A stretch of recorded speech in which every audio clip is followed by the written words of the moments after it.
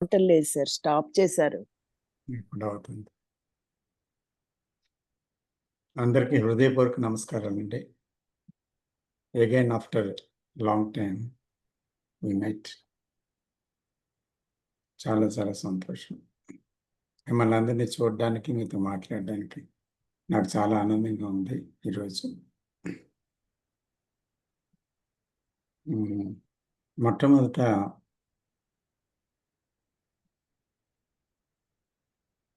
నేను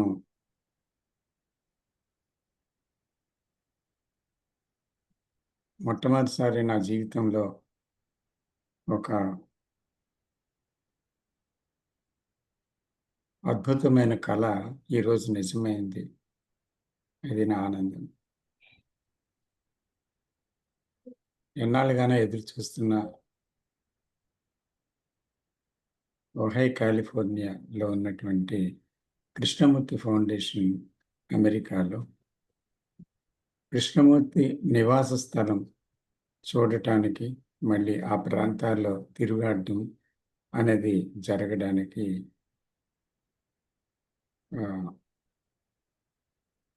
ఏదో ఒక గొప్ప బలమైన కారణం ఉన్నట్టు నేను నమ్ముతున్నాను. అటువంటి అవకాశాన్ని కల్పించిన మనందరి వెనక ఉండి నడిపిస్తున్నటువంటి ఒక దివ్య శక్తి ఏదో తప్పకుండా ఉంది. అందువల్లనే అది సాధ్యమైందని నేను భావిస్తున్నాను.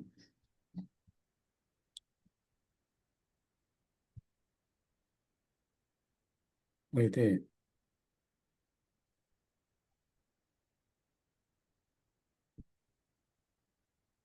ఈ ప్రయాణంలో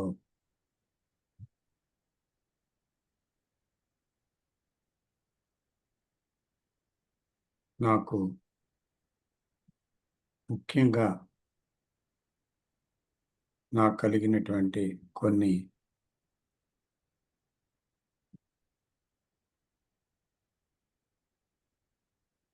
ఒక గొప్ప అనుభూతులు, కొన్నిటిని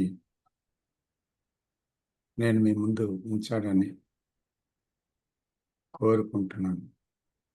మీతో పంచుకోవడంలో నాకు కూడా చాలా ఆనందంగా ఉంది. మీరు కూడా ఎంతో ఆసక్తిగా ఎదురు చూస్తున్నారు. అయితే మనందరం ఎంతో కాలంగా కృష్ణమూర్తి బోధనలని అవగాహన చేసుకొని అందులో జీవించుతూ వస్తున్నాము. అయితే ఇటువంటి ఒక అద్భుత అవకాశం మాత్రం చాలా అరుదైన అవకాశం. అది దైవ ప్రసాదితంగా భావించి నా మనసు పొంగింది. సో మొట్టమొదట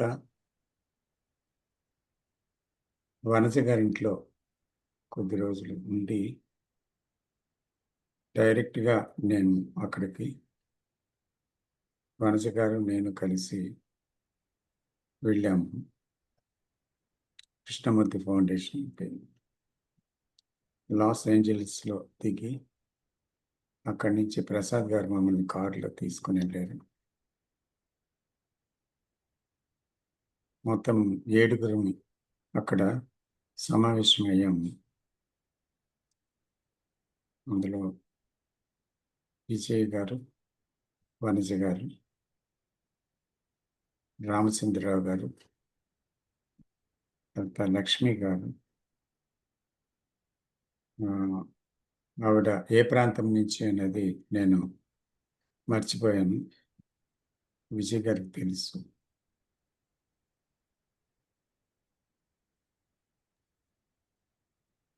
లాస్ ఏంజలీస్. Thank you. ఇంకా అనీషా కెనడా, ఇంకా కిషోర్జీ కాలిఫోర్నియా, ఆ, ఇంకెవరు ఒక 7 6 నేనే కదా, మొత్తం 7 సమావేశం అయ్యాము అక్కడ ఎయిర్బిఎన్బిలో ఉన్నాము దగ్గరలో.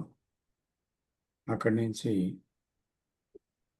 ప్రతిరోజు ఉదయం 10 కల్లా 10:30 కల్లా అక్కడికి చేరుకొని సాయంత్రం వరకు గడిపి తిరిగి ఇంటికి వచ్చేవాళ్ళం అనమాట. అయితే ముఖ్యంగా అక్కడ ఆకట్టుకున్నది ఏంటంటే ఒక వర్ణించలేని అమోఘమైన సహజమైన నిశ్శబ్దం. ఆ నిశ్శబ్దం అపూర్వమైనది. అక్కడుండే ఆ లోయలో ఉండే సౌందర్యం, ఆ చెట్ల పచ్చదనము, ఆ ప్రకృతి రమణీయత నిజంగా ధ్యానం అనేది ఒకరు ధ్యానం గురించి అసలు ధ్యానం చెయ్యాలా అనిపించింది. ఎందుకంటే ధ్యానం చెయ్యడం అంటూ లేదు. అది సంభవించేది అనే విషయం అక్కడ ప్రత్యక్షంగా అనుభవించాను నేను. అనుక్షణం అది సంభవించేటువంటి ఒక ప్రదేశం అది. అసలా అసలేమంటే అక్కడుండే ఒక పవిత్రమైన ఆ ప్రకృతి రమణీయతలోని, ఆ నిశ్శబ్దంలోని మహాపురుషుడైన శ్రీ జిడ్డు కృష్ణమూర్తి గారు సంచరించిన ఆ ప్రదేశము చాలా పునీతమైనది. అక్కడ అడుగడుగున ఒక నిశ్శబ్ద స్థితి అనుభవానికి వచ్చింది. ఆయన గృహంలో ఆయన ఆయన రాసుకున్న నోట్స్ రాసుకుంటున్న గది, తర్వాత ఆయన తిరుగాడిన వరండాలు, మళ్ళీ ఆయన పరమపదించిన ప్రదేశము, ఆ గది, అతని బ్రదర్ నిత్యానంద పరమపదించిన ఆ ప్రదేశము, అంటే ఆ గది ఇప్పుడు ఒక ధ్యానానికి అనుకూలమైన రీతిలో దాన్ని మెత్తలు పరిచి కిందని అరేంజ్ చేస్తున్నారు. ఆ గదిలో కాసేపు మేమందరం కూర్చోవడము, ధ్యానం నిమగ్నం అవ్వడము అక్కడ జరిగింది. తర్వాత అక్కడ లైబ్రరీ, కృష్ణమూర్తి ఫౌండేషన్ అమెరికా హౌస్లో, అది పైన్ కాటేజ్, దాంట్లో ఉన్నటువంటి వివిధమైన ఈ విషయాలన్నీ ప్రత్యక్షంగా కళ్ళతో చూడటము, అక్కడ ఉండడము, అక్కడే భోజనం చేయటము ఒక మధుర అనుభూతి.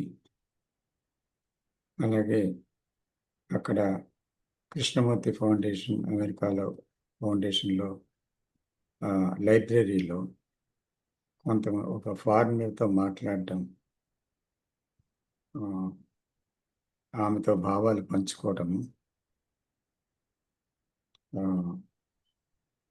ఆమె పేరు యశా మిశ్రా అనుకుంటాను. తర్వాత ఆమె ఇంప్రెస్ అవ్వడము, ఆవిడలో చాలా సందేహాలు మా సంభాషణలో తొలగిపోవడము, ఇది నాకు చాలా ఆనందం వేసింది. అలాగే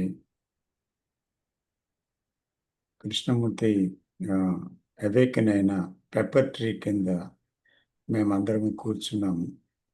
దాని తాలూకు కొన్ని పిక్చర్స్ ఆల్రెడీ మీకు జ్ఞానజ్యోతిలో కానీ జేకే స్టడీ సెంటర్ విజయవాడ దాంట్లో కానీ వచ్చే ఉంటాయి. అయితే ఈ పిక్చర్స్ అన్నీ కూడా పొందుపరిచారు చాలా జాగ్రత్తగా. అవి మీకు ఫార్వర్డ్ చేయడం కూడా జరిగింది. అందులో కొన్ని ఇంకా చాలా ఉన్నాయి ఇక్కడ జ్ఞానజ్యోతిలో పెట్టడానికి. దినదినం కొద్దిగా మెసేజ్లు ఇవి అన్నీ పెడుతున్నాను.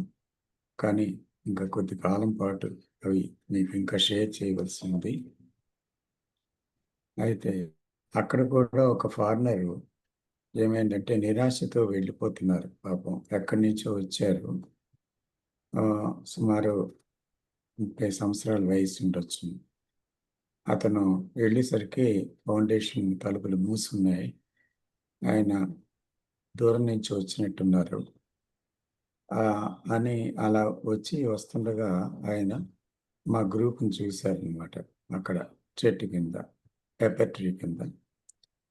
అందులో మాలో ఒకరు వెళ్ళి అతనికి సాదరంగా ఆహ్వానించి, "మీరు కూడా మాతో పాటు కూర్చొని రామకృష్ణ గారు చెప్పింది వింటానంటే మీకు అభ్యంతరం లేదు" అని నన్ను పరిచయం చేసి కూర్చోబెట్టారు.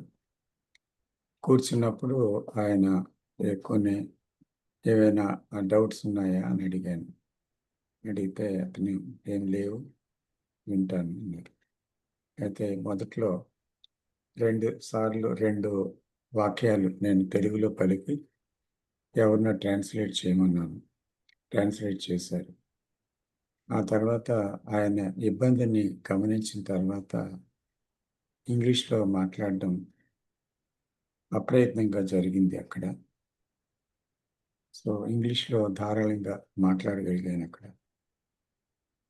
అలా మాట్లాడిన తర్వాత ఆయనలో ఉండేటువంటి డౌట్స్ అన్నీ చాలా వరకు క్లియర్ అయిపోయి, ఆయన ఆనందంగా ఇన్‌స్టాగ్రామ్‌లో గట్రా పెద్ద మెసేజ్‌లు పెట్టారు.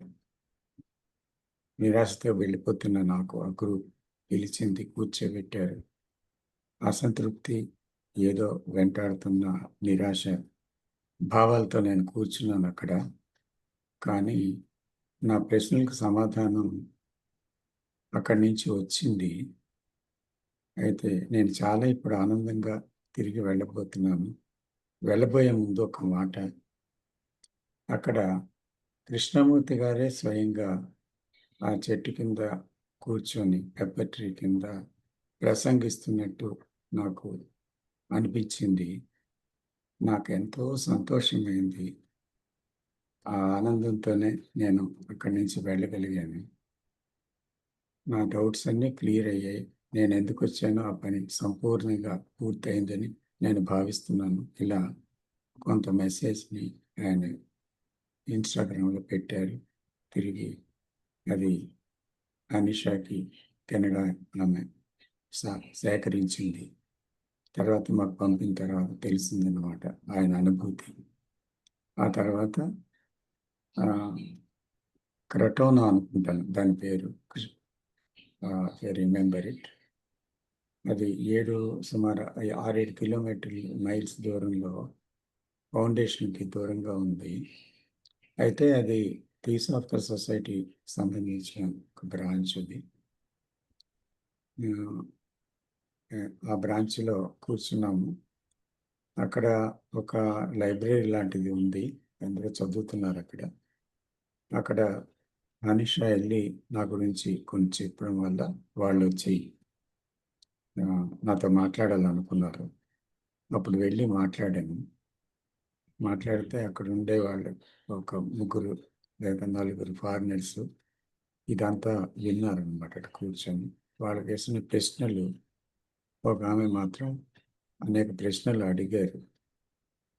సాంప్రదాయం గురించి, కర్మ గురించి ఇలా ఎన్నో విషయాలు నాతో మాట్లాడి, ఆ తర్వాత ఆ సంభాషణలో వాళ్ళకి ఎంతో ఆహ్, అవగాహన కలిగినట్టు వాళ్ళెంతో సంతోషించారు అక్కడ.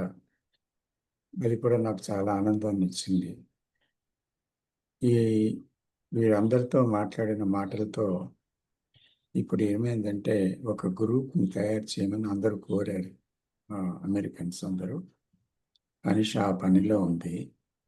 సో, త్వరలోనే ఈ అమెరికన్ పీపుల్‌తో గ్రూప్ తయారు కాబోతుంది. వాళ్ళ కోసం ఒకరోజు నేను కేటాయించవలసి ఉంది.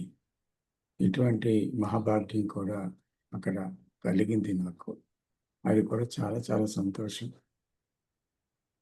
ఆ తర్వాత మరొక దివ్యానుభూతి మీతో పంచుకుందాం అనుకుంటున్నాను. ఒకరోజు సూర్యోదయం వ్యాలీలో జరిగిన ఒక స్పాట్ ఉంది. ఆ స్పాట్‌కి అందరం కలిసి వెళ్ళాము. కలిసి వెళ్తే అక్కడ సూర్యోదయాన్ని గమనించడానికి కూర్చున్న నేను ఒక గంట పాటు నేను లేకుండా అయిపోయాను. అది నా ఉనికి లేదక్కడ. పూర్తిగా ఒక స్థాణువులాగా శరీరం కదలలేదు. కదప వీలు లేదు కూడా. సో, అక్కడ పొంగి పొరలి వచ్చిన ఆ శక్తి ప్రవాహం ఇది ఈ మాటలతో చెప్పేది కాదది. వర్ణనకి, మాటలకి దేనికి అందనిది అది.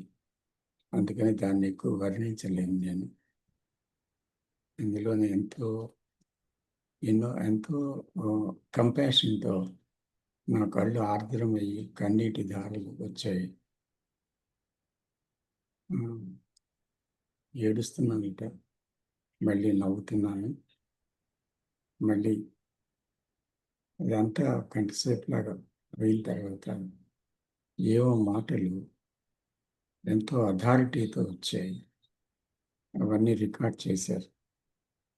సో, ఆ టీచింగ్ వచ్చింది ఒకటి.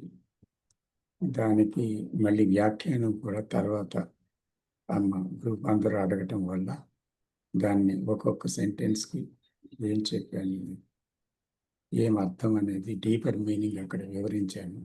అది కూడా రికార్డ్ అయింది. సో, ఇలాంటి ఒక అనుభూతి నాకు కొన్నిసార్లు జీవితంలో ఇదివరకు జరిగిన ఇది అత్యంత గాఢమైనదని అనిపించింది. అయితే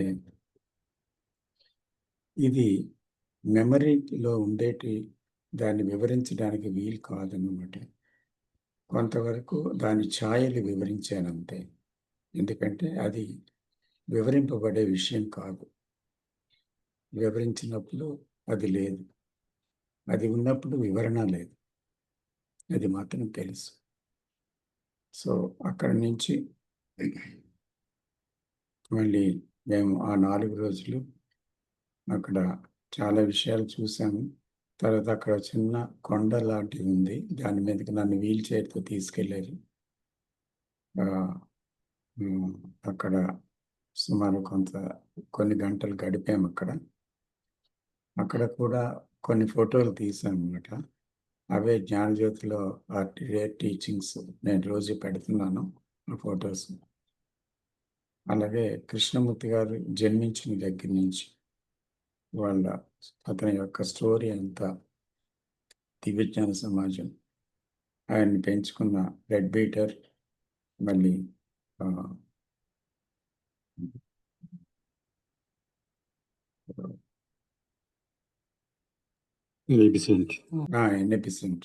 ఎన్బిసెంట్ గారు మా యొక్క ఫోటోలతోని మళ్ళీ అన్నీ మేడం బ్లేవర్స్‌కి కల్నల్ ఆల్కాట్ ఫోటోస్, ఇంకా రకరకాలుగా అన్ని రకాల మొత్తం అతని చరిత్ర అంతా కూడా అప్పటి నుంచి ఇప్పటి వరకు ఆయన పిక్చర్స్ అన్నీ కూడా అక్కడ సిద్ధం చేశారు.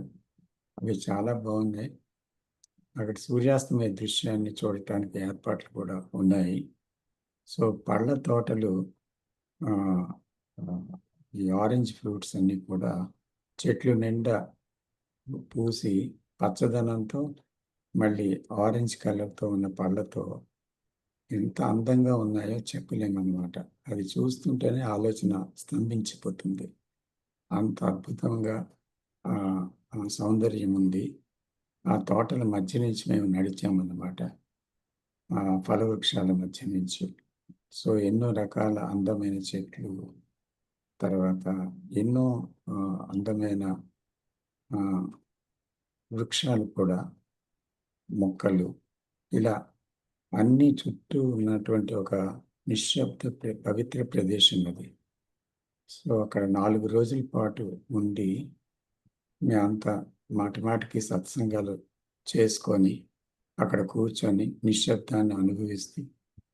అలాగే దాని నుంచి మళ్ళీ చాలా ఒక ఆనందభరితులమై అక్కడి నుంచి వచ్చేసామన్నమాట.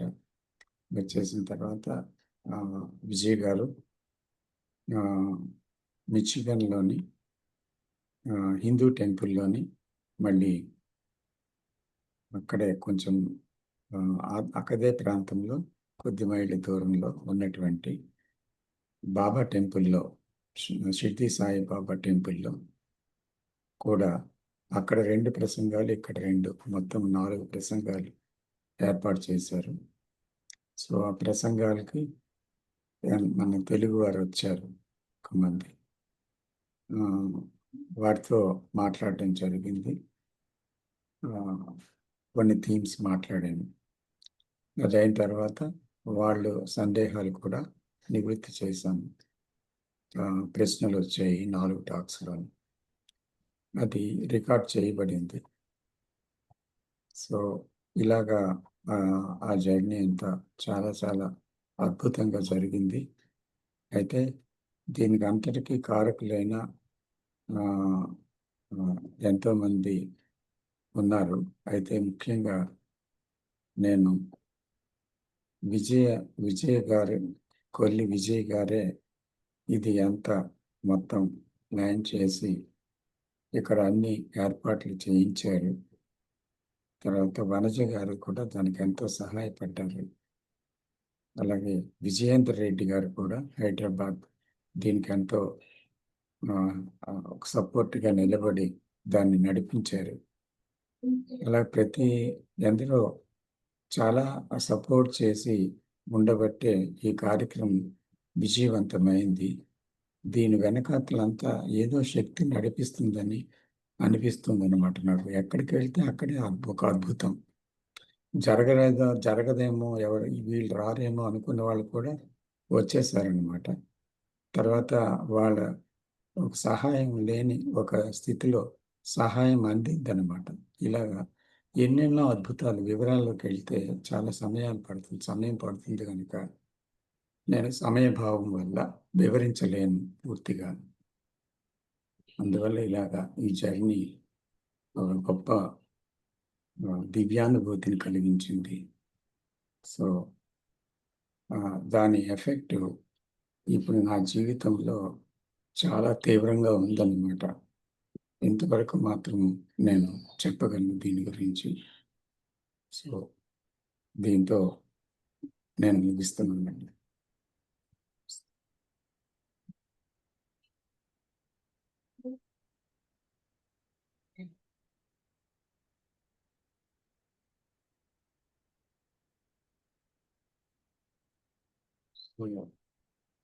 ఇప్పుడు టాపిక్‌లోకి వెళ్దామండి. ఈరోజు టాపిక్‌లో. Okay sir.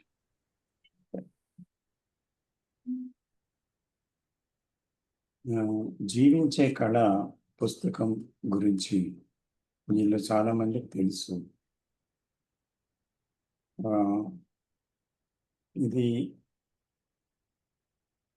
ఇది రచించిన తర్వాత చాలా మందిలో ఒక ప్రగాఢమైన ఒక పరివర్తన కలిగినట్టు నాకు ఫోన్‌తో వివరించారు చాలామంది. సో, ఇప్పటికీ కూడా ఫోన్స్ వస్తున్నాయి. సుమారు 2500 పైన కాపీలు ఇప్పటికే చాలామందికి వెళ్ళాయి. నేను విజయ్ గారికి కూడా అక్కడ ఫారెన్‌లో మీటింగ్స్ అయినప్పుడు అమెరికాలో అందరికి డిస్ట్రిబ్యూట్ చేయమని ఒక 100 కాపీలు తీసుకెళ్ళి ఇచ్చాను. అక్కడ డిస్ట్రిబ్యూషన్ జరుగుతుంది. ఇది కూడా విజయ్ గారి ఐడియాతోనే ఈ పుస్తకం అంతా కూడా చాప్టర్ బై చాప్టర్ బైవీక్లీ కంప్లీట్‌గా ఇది పూర్తి చేయమని వారు కోరారు. సో, అది అందరికీ ఆమోదయోగ్యం అవుతున్నట్టుగా నేను భావిస్తూ ఈ ఈ ఈ పుస్తకంలో ఉండే ఒక చాప్టర్‌ని ఈరోజు వివరించబోతున్నాను. ఎందుకంటే దీనిలో కొన్ని సందేహాలు కొంతమంది నన్ను ఫోన్లో అడుగుతుంటారు అప్పుడప్పుడు. సో అలా కాకుండా అందులో ఉండే విషయాన్ని ఇంకా వివరణగా నా సంభాషణతో తెలపాలని, తెలిపితే అది మరింత అర్థవంతంగా ఉంటుంది అనే ఉద్దేశం విజయ్ గారికి కలిగింది. అది నాకు కూడా సమంజసం అనిపించి మీ ముందు ఉంచుతున్నాను. ఇది ఇలాగే కంటిన్యూ చేయమంటారా అని మీ అభిప్రాయం అడుగుతున్నాను. అలా అయితే ఈరోజు ఎలాగా పెట్టాను కనుక ఇది చేస్తాను, లేకపోతే ఇంకోలాగా వెళ్ళమంటారా? మీ అభిప్రాయం ఏంటి?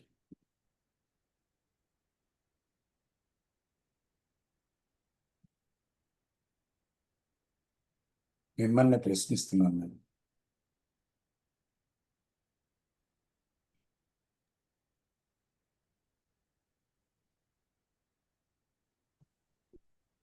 సార్ మొత్తం ఎన్ని టాపిక్స్ ఉన్నాయి బుక్ లో?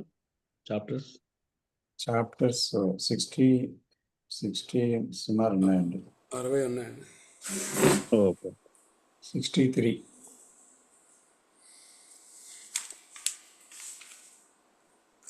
అంటే ఇందులో మొత్తం టీచింగ్ చాలా వరకు కవర్ అయిపోయింది.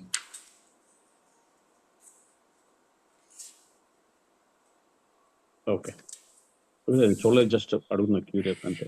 ఓకే, మీ మౌనం అంగీకారం అని భావిస్తున్నాను. నా అభిప్రాయం సార్ మాట్లాడచ్చా? చెప్పండి సార్. నా అభిప్రాయం ఏంటంటే, జీవించే కళ అనే పుస్తకం చాలా బాగా చర్చకు వెళ్ళిపోయింది. మోర్ దాన్ 2500 వరకు డిస్ట్రిబ్యూట్ అయ్యిందంటే చాలామంది అందులో ఉన్న సారాన్ని ఆస్వాదించగలిగారు కాబట్టే ఆ రకంగా అయ్యిందని నేను భావిస్తున్నాను.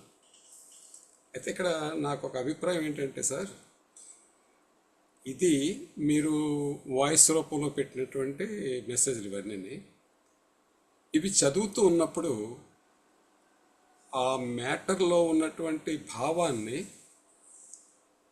నా అండర్స్టాండింగ్ మేరకు అర్థం చేసుకుంటూ వెళ్ళిపోతాను. ఎవరికి వారే వాళ్ళకి ఎంతవరకు అండర్స్టాండింగ్ ఉందో దాని ప్రకారమే దాన్ని అర్థం చేసుకుంటూ వెళ్ళిపోతాం.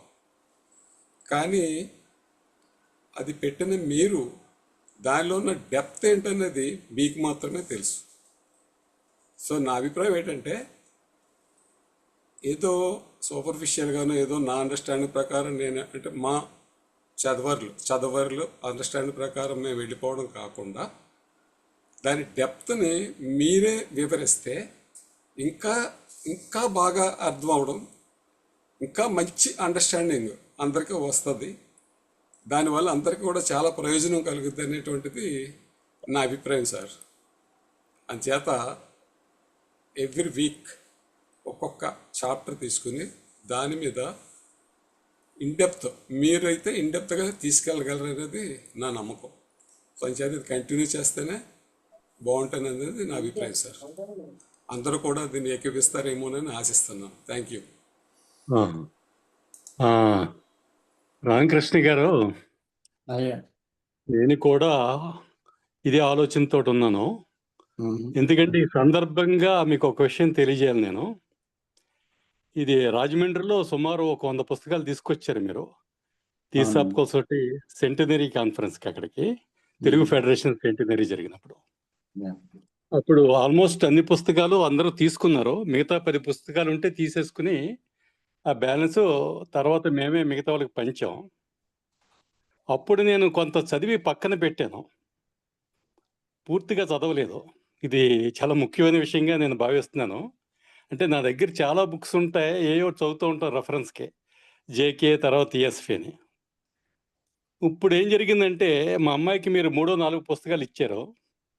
పైగా ఇక్కడ ప్రశాంతంగా నాకు టైం కూడా ఏ విధమైన ఇతర పనులు లేకపోవటం వలన అది రోజు చదువుతున్నాను, రోజు కూడా చదువుతున్నాను. నాకు అర్థమైంది ఏంటంటే, కృష్ణమూర్తి తత్వాన్ని ఒడిసిపట్టి చాలా సరళంగా, క్లుప్తంగా ఈ పుస్తకంలో మీరు తెలియజేయటం జరిగింది. అదే మా అమ్మాయి వనస్తోటి చెప్పాను, అన్ని పుస్తకాలు చదవక్కర్లేదు. కృష్ణమూర్తి ఏంటో తెలియాలంటే ఇది 1కి 4 సార్లు చదివి, ఇందులో లోతైన విషయాలు చదివి కొలితే మనకు అవగాహన అవుతుంది. దీని మీద కొంచెం దృష్టి పెట్టండమ్మా అని చెప్పాను. ఇదే మనం అందరికీ పంచుదాం, మళ్ళీ బిగినర్స్‌కి అందరికీ ఉపయోగపడుతుందని. నేను కూడా మళ్ళీ మీదే ఎసెన్స్ అవుతే మళ్ళీ నేను దాని మీద కొన్ని పాయింట్స్ రాస్తాను నోట్‌బుక్ మీద రోజు. ఏదైతే నాకు బాగా అతుక్కుందో ఊరికే అండర్‌స్టాండింగ్ గురించి, మళ్ళీ దాని మీద కొంత అవగాహన గురించి. మీరన్నట్టుగా ఇప్పుడు వెంకటేశ్వరరావు చెప్పినట్టుగా ఈ చాప్టర్స్ ప్రతి వారం దాని గురించి చెప్తే చదివి ఉన్నారు అందరూ చాలామంది. చెప్పడం ద్వారా మరింత క్లారిటీ, అందులో ఉన్న గంభీరత అర్థమవుతుందని నేను అనుకుంటున్నా.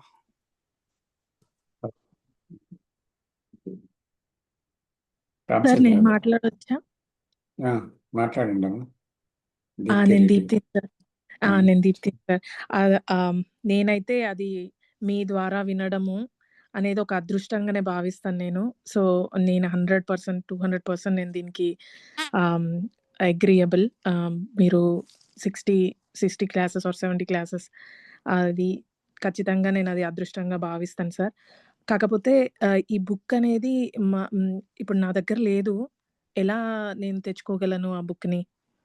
మీరు అమెజాన్ ద్వారా తెచ్చుకోవచ్చండి. అమెజాన్‌లో ఆల్రెడీ ఉంది అది. ఓకే.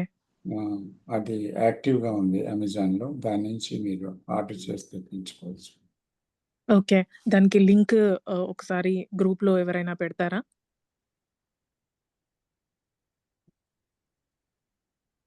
తర్వాత. అమెజాన్ లింకే కదమ్మా, అమెజాన్ ఓపెన్ చేసి బుక్స్ అనేది తీసుకుంటే అందులో మీకు కనిపిస్తుంది. అమెజాన్ అప్పుడు ఆర్డర్ బుక్స్ పెట్టడమే. జీవించే కళ అని మీరు కొట్టండి అంతే. ఓకే. Yeah. Okay sir. జీవించే కళ అని కొడితే సార్ వచ్చేస్తుంది అంతే. Okay sir. ఓకే. డన్. నేను ఆర్డర్ చేస్తాను. Thank you. దీప్తి చూడండి. అమెరికాలో ఉంటదండి. So America. అది అమెజాన్ ఇండియాలో ఉండొచ్చు. దీప్తి నా దగ్గర కాపీస్ ఉన్నాయి. మీరు తర్వాత నాకు కాల్ చేస్తే నేను మెయిల్ చేస్తాను. ఓకే అండి. Thank you. Okay. అండ్ ఇంకొకటి సార్, మీరు యూఎస్‌లో ఉన్న వాళ్ళ కోసం గ్రూప్ క్రియేట్ చేస్తామన్నారు కదా! మేము కూడా జాయిన్ అవ్వచ్చా దాంట్లో? జాయిన్ అవ్వండి. Okay. Sure. Thank you sir. Welcome.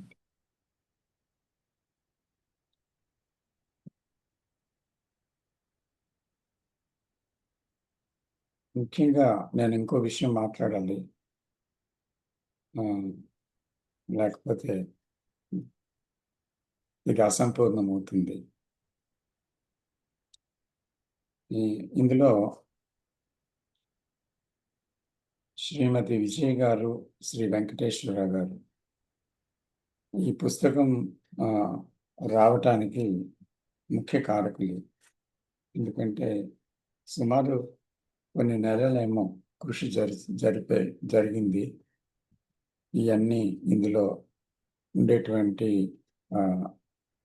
విషయాల్ని సరిచేయటానికి, చాప్టర్స్ అన్ని వరుసలో పెట్టడానికి, ముద్రించడానికి అనుకూలంగా అన్ని విషయాలు చేయటానికి వారి సహకారం లేకుండా ఈ పుస్తకం తయారై ఉండేది కాదు ఒకటి. అలాగే దీన్ని మొట్టమొదట విజయ్ గారే స్పాన్సర్ చేశారు కూడా. సో ఇలాగా ఇది వెలుగులోకి వచ్చింది. సో కాబట్టి అది నేను మరవలేను. వారి కృతజ్ఞతలు తెలియచేసుకుంటున్నాను. ఇది ఎంతమందికో ఒక ఇన్స్పిరేషన్ ఇచ్చి అవగాహన ఇచ్చింది కృష్ణమూర్తి బోధనల గురించి. అందుకు నాకు చాలా సంతోషంగా ఉంది చెప్పటానికి. సో ఇంతవరకు చాలనుకుంటాను విషయం చెప్పటానికి. సో ఇప్పుడు ప్రారంభిద్దాము.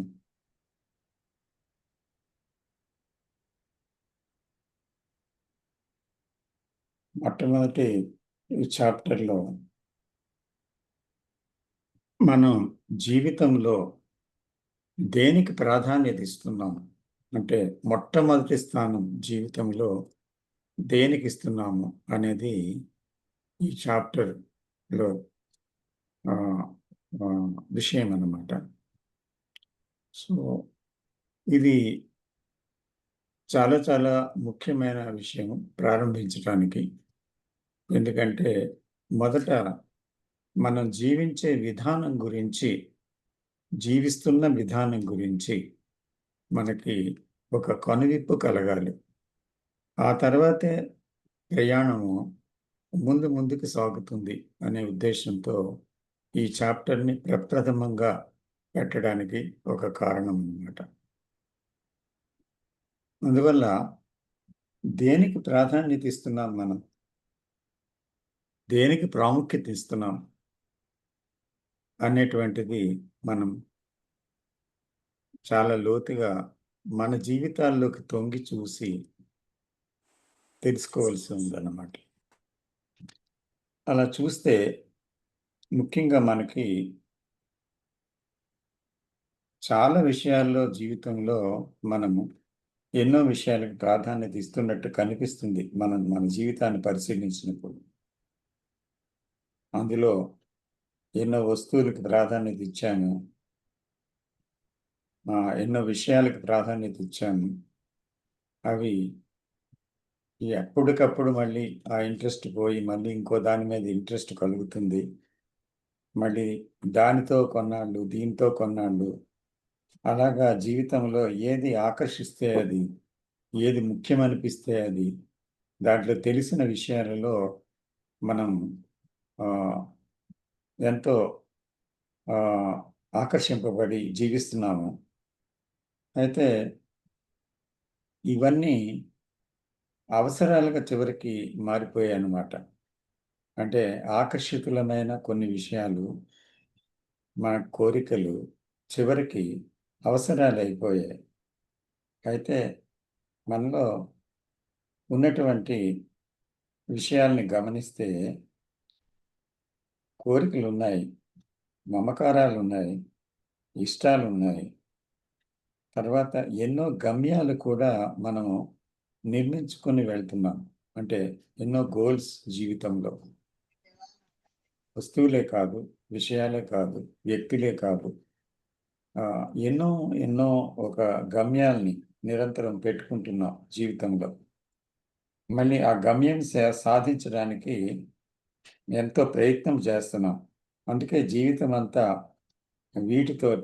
వీటిలోనే మనము దాని మధ్య చిక్కుకుపోయి ఆ తెలిసిన జీవితంలో ఆ విషయాల మధ్య, ఆ బంధాల మధ్య, ఆ కోరికల మధ్య మనము చిక్కుకుపోయినట్లు జీవితంలో మనకు కనిపిస్తుంది. మన జీవితాన్ని గమనిస్తూ ఉంటే ఇదొక టీచింగ్ కాదు, మనం లోతుగా వెళ్ళి మన జీవితంలో మనం ఏం చేస్తున్నాము అనేది అబ్జర్వ్ చేస్తే మన దైనందిక జీవితంలో అప్పుడు మనకి జరుగుతున్నట్టుగా క్లియర్గా మనం గమనించగలం అన్నమాట. అసలు ఖాళీ అనేది ఉంచుకోకుండా ఒకదాని తర్వాత ఒకటి మనకి ముఖ్యమై మన జీవితంలో కూర్చుంటున్నాయి. దాంట్లో మనస్సు పూర్తిగా నిమగ్నం అయిపోతుంది. దాంట్లోనే ఉండిపోవాలని ఉంటుంది, దాంట్లో కొనసాగాలని ఉంటుంది. దాంతో ఆలోచనలతో పరుగులు తీస్తూ ఒక అలసిపోయి ప్రయాణం చేస్తూనే ఉంటుంది. అయితే ఈ ప్రయాణంలో ఏమవుతుందంటే మనకు జీవితంలో ఈ తెలిసిన విషయాల మధ్య చేస్తున్న ఉరుకులు పరుగులు, వాటి సాధించిన తర్వాత ఇంకోటి సాధించాలనేది ఒక అసంతృప్తి,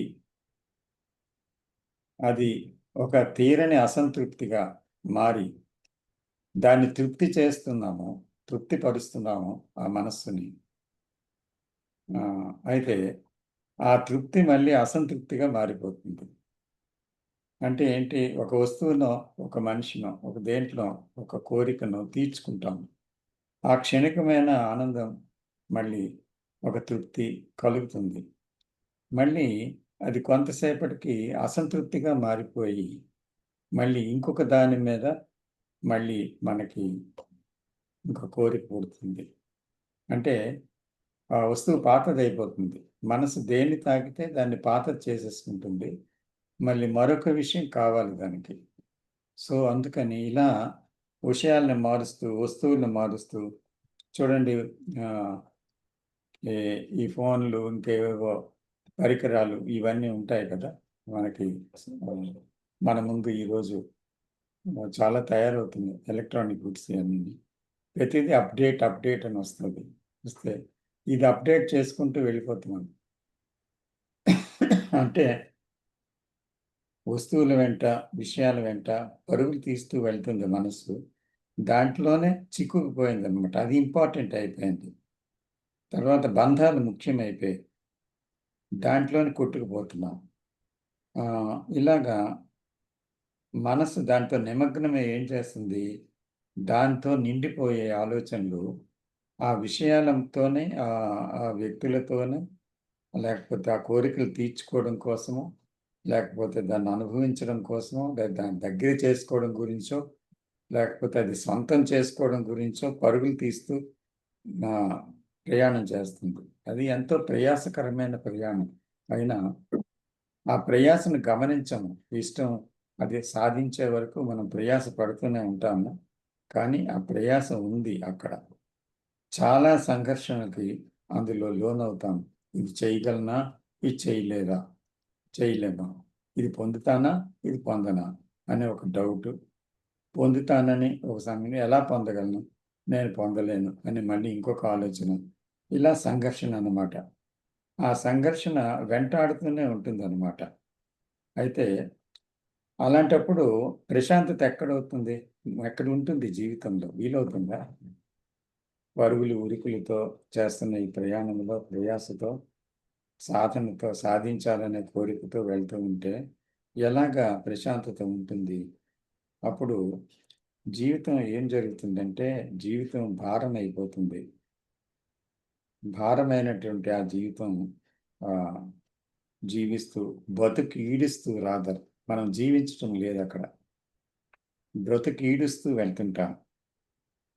అలాగా ఏదో ఒకటి అంటే ఎలాగా చాలామంది అంటుంటారు కదా, ఎలా తెల్లవారుతుందో ఎలా రాత్రి అవుతుందో తెలియదు లేదు. అంటే ఏంటి, కాలాతీతమా? అది కాదు. అక్కడ వస్తువులు, విషయాలు, మనుషులు, ఆలోచనలు, అనుభవాలు, వీటితో గత భవిష్యత్ కాలాల యొక్క ఆలోచనలతో మనం కొట్టుకుపోతున్నాం. కొట్టుకుపోవడంలో ఏమవుతుందంటే ఆ కాలం ఎలా వెళ్ళిపోతుందో తెలియకుండా గడిచిపోతుంది అన్నమాట. అంటే జీవితాన్ని గడుపుతున్నామా లేదా జీవితాన్ని జీవిస్తున్నామా? ఇది ఒక ప్రశ్న, గాఢమైన ప్రశ్న అన్నమాట. అంచేత జీవితాన్ని గడపడంలోనే మనకి జీవితం అంతా హారతి కర్పూరంలా అయిపోతుంది. అంచేత ఆ తర్వాత మరణం ఎలాగా ఆఖరిలో ఎదురవుతూనే ఉంటుంది. అంచేత ఈ ప్రశాంతత లేని ఈ యొక్క భారమైన జీవితం, దీనిలోంచి ఏమడుగుతున్నాడంటే మనిషి, నాకు శాంతి కావాలి, నాకు ప్రశాంతత కావాలి. ఇప్పుడు ఈ అమెరికా వెళ్ళినప్పుడు చూశాను, అందరూ ఉరుకులు పరుగులు. ఏదో ఉదయం వెళ్తే మళ్ళీ తిరిగి రాత్రి వచ్చేటువంటి ఒక పరిస్థితి. అందరూ భార్యాభర్తలు అందరూ ఉద్యోగాలు చేసే ఒక వ్యవస్థలాగా అది తయారైపోయింది. సో ఇప్పుడు ఇండియాలో కూడా అలాగే ఉంది. అంటే ఇక్కడ దేశం అనేది ఒక కాదు. ఎక్కడ చూసినా సరే మనుషులు దేనికోసమో పరుగులు తీస్తున్నారు. ఎందుకో ఆ తాపత్రయం, ఎందుకో ఆ రకమైన ఒక ఆరాటం, పోరాటం జీవితంలో ఉన్నప్పుడు వాళ్ళు ఏమడుగుతున్నారంటే ఒక్కొక్కసారి శాంతి కావాలి. ఏంటి అని ఒక్కొక్కసారి జీవితంలో చాలా చిరాకు కలిగి చాలా భారవంతమని అనిపిస్తుంది అన్నమాట. అప్పుడు ఏం చేస్తారు, వీకెండ్స్ అని పెట్టుకుంటారు. శనివారం, ఆదివారం అలా తిరిగి రావాలి అని పెట్టుకొని అలాగ 2 రోజుల పాటు ఒక ఖైదు నుంచి విడుదలైన ఒక పంజరం నుంచి వచ్చిన చిలకల్లాగా తిరుగుతారనమాట. ఆ ప్రదేశానికి, ఈ ప్రదేశానికి, లేకపోతే హోటల్స్కి, ఆ తర్వాత వినోద కార్యక్రమాలకి, విహారయాత్రలకి, వినోదయాత్రలకి ఇలా వెళ్ళి ఏం చేస్తున్నాం మనం అప్పుడు ఎస్కేప్ అవుతున్నాం కదా. అంటే ఆ శాంతి ఎక్కడో దొరుకుతుందని వెళ్తున్నాం. ఎందుకు? అశాంతిలో ఉన్నాం కనుక. అప్పుడు ఎన్నో విషయాల మీద ఆధారపడుతున్నాం కదా మళ్ళీ శాంతి కోసం. అందుకని ఆ శాంతి ఎక్కడ దొరుకుతుందని జలపాతాల దగ్గరికి, లేకపోతే ఒక ప్రశాంత ప్రదేశాల్లోకి, లేకపోతే కొంతమంది గురువుల దగ్గరికి, ఇలాగా కొంతమంది నిజమైన ఎంటర్టైన్మెంట్ ఎక్కడుందని వెతుకుతూ అక్కడికి, ఇలాగా మానసిక ఉల్లాసం కోసం వెళ్ళి అక్కడ వాళ్ళు ఉన్న జీవితం నుంచి తప్పించుకొని ఒక ఆనందం పొందాలనేటువంటి ఉద్దేశంతో ఆనందాన్ని వేరే విషయాల మీద వెతుక్కుంటారన్నమాట. అప్పుడు ఏమవుతుంది? ఆ విషయాలు మళ్ళీ ముఖ్యమైపోతాయి. ముఖ్యమైపోయి ఇంకా అది కూడా బంధంగా తయారవుతుంది. ఇలాగా జీవితంలో తిరిగి మళ్ళీ ఆ బంధ జీవితంలోకే వెళ్ళి ఆ జీవితం గడుపుతూ ఉంటాం. అందుకని నిజంగా జీవించడం అంటే ఏంటో తెలియకుండా పోయిందనమాట. అయితే ఇప్పుడు అత్యంత ముఖ్యమైనది ఏంటి అని అసలు ఎప్పుడూ పట్టించుకోకపోవడం వలన ఏం జరిగింది? జీవితం అంతా ఒక గందరగోళ స్థితిలో, ఒక యాంత్రిక జీవితంలో పడిపోయి అశాంతికి అది నిలయం అయిపోయిందన్నమాట. ఆ అశాంతి నిలయంలో చూడండి, ఒక్కొక్క ఇంటికి శాంతి నిలయం అని పేరు పెడతారు, కానీ అందులో జరుగుతున్నది ఏంటి? అశాంతి. కాబట్టి అది అశాంతి నిలయం. అలాగే ఈ లోకము అంతా కూడా మనిషి అశాంతి నిలయంగా మార్చుకున్నాడు. కానీ యాక్చువల్గా శాంతి నిలయమే జీవితం. కానీ అది అశాంతి నిలయంగా మార్చుకున్నది మనిషి మనస్సు. కాబట్టి మనం ఇలాగ జీవిస్తున్నామా అని మనకి చూడాలి. మనం మొట్టమొదట మనం ఎలా జీవిస్తున్నామో చూడాలి. కానీ అలా చూడటానికి కూడా మనకు వ్యవధి లేదు. సొలిసిపోయి ఈ పనుల్లో తిరిగి అక్కడ కూడా అలసిపోయి ఇంటికొచ్చి మళ్ళీ విశ్రాంతి అంటే పడుకుండిపోవడం, లేదా అంటే ఏదో ఆహారం రకరకాల రుచులు తిని నిద్రపోవడం, ఇంకా నిద్ర పట్టకపోతే ట్యాబ్లెట్ వేసి పడుకోవడం. ఇలాగేమైందంటే అక్కడ జీవితంలో శరీరం అలసిపోయి దానికి ఒక గ్లాని వచ్చి, మనస్సు అలసిపోయి అది గ్లాని వచ్చి పడిపోవడం, ఆ శరీరం అలాగా ఒక వాలిపోవడం, ఒక పరుపు మీద, ఒక మంచం మీద, ఒక మెత్త మీద వాలిపోవడం జరుగుతూ ఉంది. కానీ యాక్చువల్గా అది శాంత కాదు కదా. కనుక నిజమైన శాంతి మెలకువలో కూడా ఆ శాంతిని అంటే మహాశాంతిని అనుభవించుతా, ఆ శాంతితోనే పనిచేయగలిగేటువంటి ఒక విషయం ఉంది యాక్చువల్గా జీవితంలో. శాంతితోనే పనిచేయగలిగే ఒక స్థితి ఉంది. ఎప్పుడు శాంతి అనేది ఎప్పుడు ఉండేటువంటి ఒక విషయం ఉంది. సో ఆ ప్రధానమైన విషయం ఏంటి అనేది మనం కనుక్కోలేకపోతున్నాం అన్నమాట. ఎందుకంటే ఈ యాంత్రిక జీవితానికి అలవాటు పడిపోవడం వల్ల. అంటే అందువల్ల ఇప్పుడు ఈ ప్రశ్న అవసరం. అసలు దేనికి ప్రాధాన్యం ఇవ్వకూడదో ఇంకా చూస్తే దానికి ప్రాధాన్యం ఇచ్చి, దేనికి ఇవ్వాలో దానికి ప్రాధాన్యతని ఇవ్వకుండా జీవిస్తున్నాము. అంటే మొదటి ప్రాధాన్యత దేనికి ఇస్తున్నాము, దేనికి ఇవ్వకూడదో దానికి. ఇంకా దేనికి ఇవ్వాలో దానికి అధమ ప్రాధాన్యత ఇస్తున్నాం. అంటే అట్టడు అంటే మన జీవితం చూస్తే తల్లకిందుల జీవితం. ఈ తల భాగం ఎక్కడుండాలి? శిరస్సు మీదన ఉండాలి. అలాగే సృష్టి జరిగింది. శరీరం పాదాలు ఎక్కడుంటాయి? కింద నేల మీద ఉంటాయి. అది చిట్ట చివరి భాగం. అంచేత ఈ ప్రధానమైన భాగానికి కాళ్ళు తీసిపెట్టి ఈ ప్రధానమైన భాగం కాళ్ళు దగ్గరికి వస్తే అప్పుడు ఎలా ఉంటుంది జీవితం? అలా ఉంది. అంచేత దేనికి ప్రాధాన్యం ఇవ్వాలో దానికి ప్రాధాన్యం ఇవ్వకపోవడం వల్ల, దేనికి ఇవ్వకూడదో దానికి అత్యంత ప్రాధాన్యం ఇవ్వడం వల్ల జీవితం తల్లకిందుల జీవితంగా మారి సంక్షోభ సహితమైన జీవితంగా ఉందన్నమాట. అందువల్ల దీనిలో కలిగేది ఏంటి అంటే దుఃఖము, భయము, లేకపోతే సంఘర్షణ, లేకపోతే విసుగు, గందరగోళం, ఇది దీంతో కూడుకున్నటువంటి ఒక జీవితం మనకు ప్రత్యక్షమైంది. దీనివల్ల ఆలోచనలతో అసలు జీవిస్తున్న మనిషికి ఆలోచన లేకుండా పోయిందనమాట. దేని గురించి అవగాహన లేదు వాళ్ళకి. తన ఆలోచన పైన అవగాహన లేదు. కానీ మనిషి ఆలోచిస్తున్నాడు, కానీ ఆలోచన అంటే ఏంటి అనేసి దాని మీద అవగాహన పోయింది. దీని ప్రభావాన్ని ఎప్పుడూ క్షుణ్ణంగా పరిశీలించలేదు. అసలు ఆ ప్రశ్న అడగలేదు.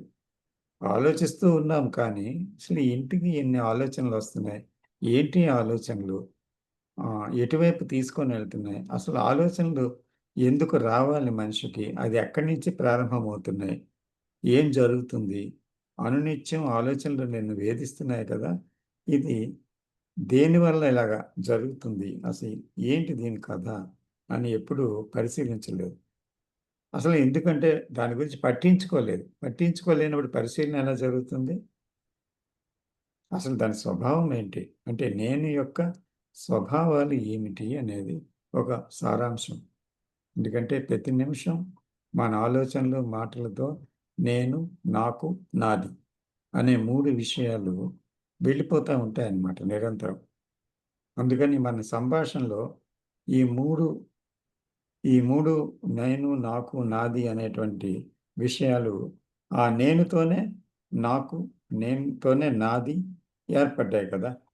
అందుకని ఈ కేంద్రం అసలు ఎలాగ ఏర్పడింది, నేను అనే కేంద్రం, ఈ అహంకార కేంద్రం అసలు ఎలా రూపుదిద్దుకుంది అనేటువంటి విషయం కూడా మనము పెద్దగా పట్టించుకోలేదు, దాని గురించి ప్రశ్నించలేదు. ఎందుకంటే ఇది చాలా చాలా ముఖ్యం అన్నమాట. అసలు జీవితంలో గందరగోళ స్థితి, భయానక స్థితి, దుఃఖ స్థితి, ఘర్షణాత్మక స్థితి ఇవన్నీ కలగడానికి, గందరగోళ స్థితి వంటివి కలగడానికి కారణమే నేను. అంటే ఆ నేనే ఆ స్థితిలా నడుస్తుందన్నమాట. నాకు ఆ స్థితులు కావు. కాబట్టి దాని మూలమేమిటి అసలు? యాక్చువల్గా ఈ నేను యొక్క మూలం ఏంటి? వస్తువులతో, లేదంటే వ్యక్తులతో, లేదా విషయాలతో తను వ్యవహరిస్తున్నప్పుడు దాన్ని టీచ్ చేస్తున్నాడు కదా. వస్తువులు, విషయాలు, ఇలా ప్రతి నిమిషం వ్యక్తులు, వీటితో ఒక వ్యవహారం జరుగుతుంది కదా. అలాంటప్పుడు తనలో పోతున్న ఆలోచన సరళి మనం గమనించడం లేదు ఎవరికి వారు. సో అలా గమనించాలి. ఎందుకంటే అప్పుడే ఆలోచన యొక్క విధి విధానాలు అర్థమవుతాయన్నమాట. అంటే దాన్ని ఖండించుకోకుండా, దాన్ని సమర్థించకుండా, దాన్ని ఒప్పుకోకుండా, దాన్ని తిరస్కరించకుండా, దాన్ని మంచిది ఇది చెడ్డది అనకుండా, అసలు నిశ్శబ్దంలో నుంచి మన ప్రవర్తన ఆ సమయంలో ఎలా జరుగుతుంది, మన ఆలోచనలు ఎలా పోతున్నాయి, మన మాట ఎలాగా అటువంటి విధంగా మన నుంచి బహిర్గతం అవుతుంది, ఈ విషయాలన్నీ గమనించాలన్నమాట. ఇది గమనించటమే అసలు కీలకమైనది, ముఖ్యమైనది అదే. ఎందుకంటే ఇది ఇక్కడ నుంచి అసలు మనిషి యొక్క జీవితం రూపుదిద్దుకుంటుంది, నిజమైన జీవితం.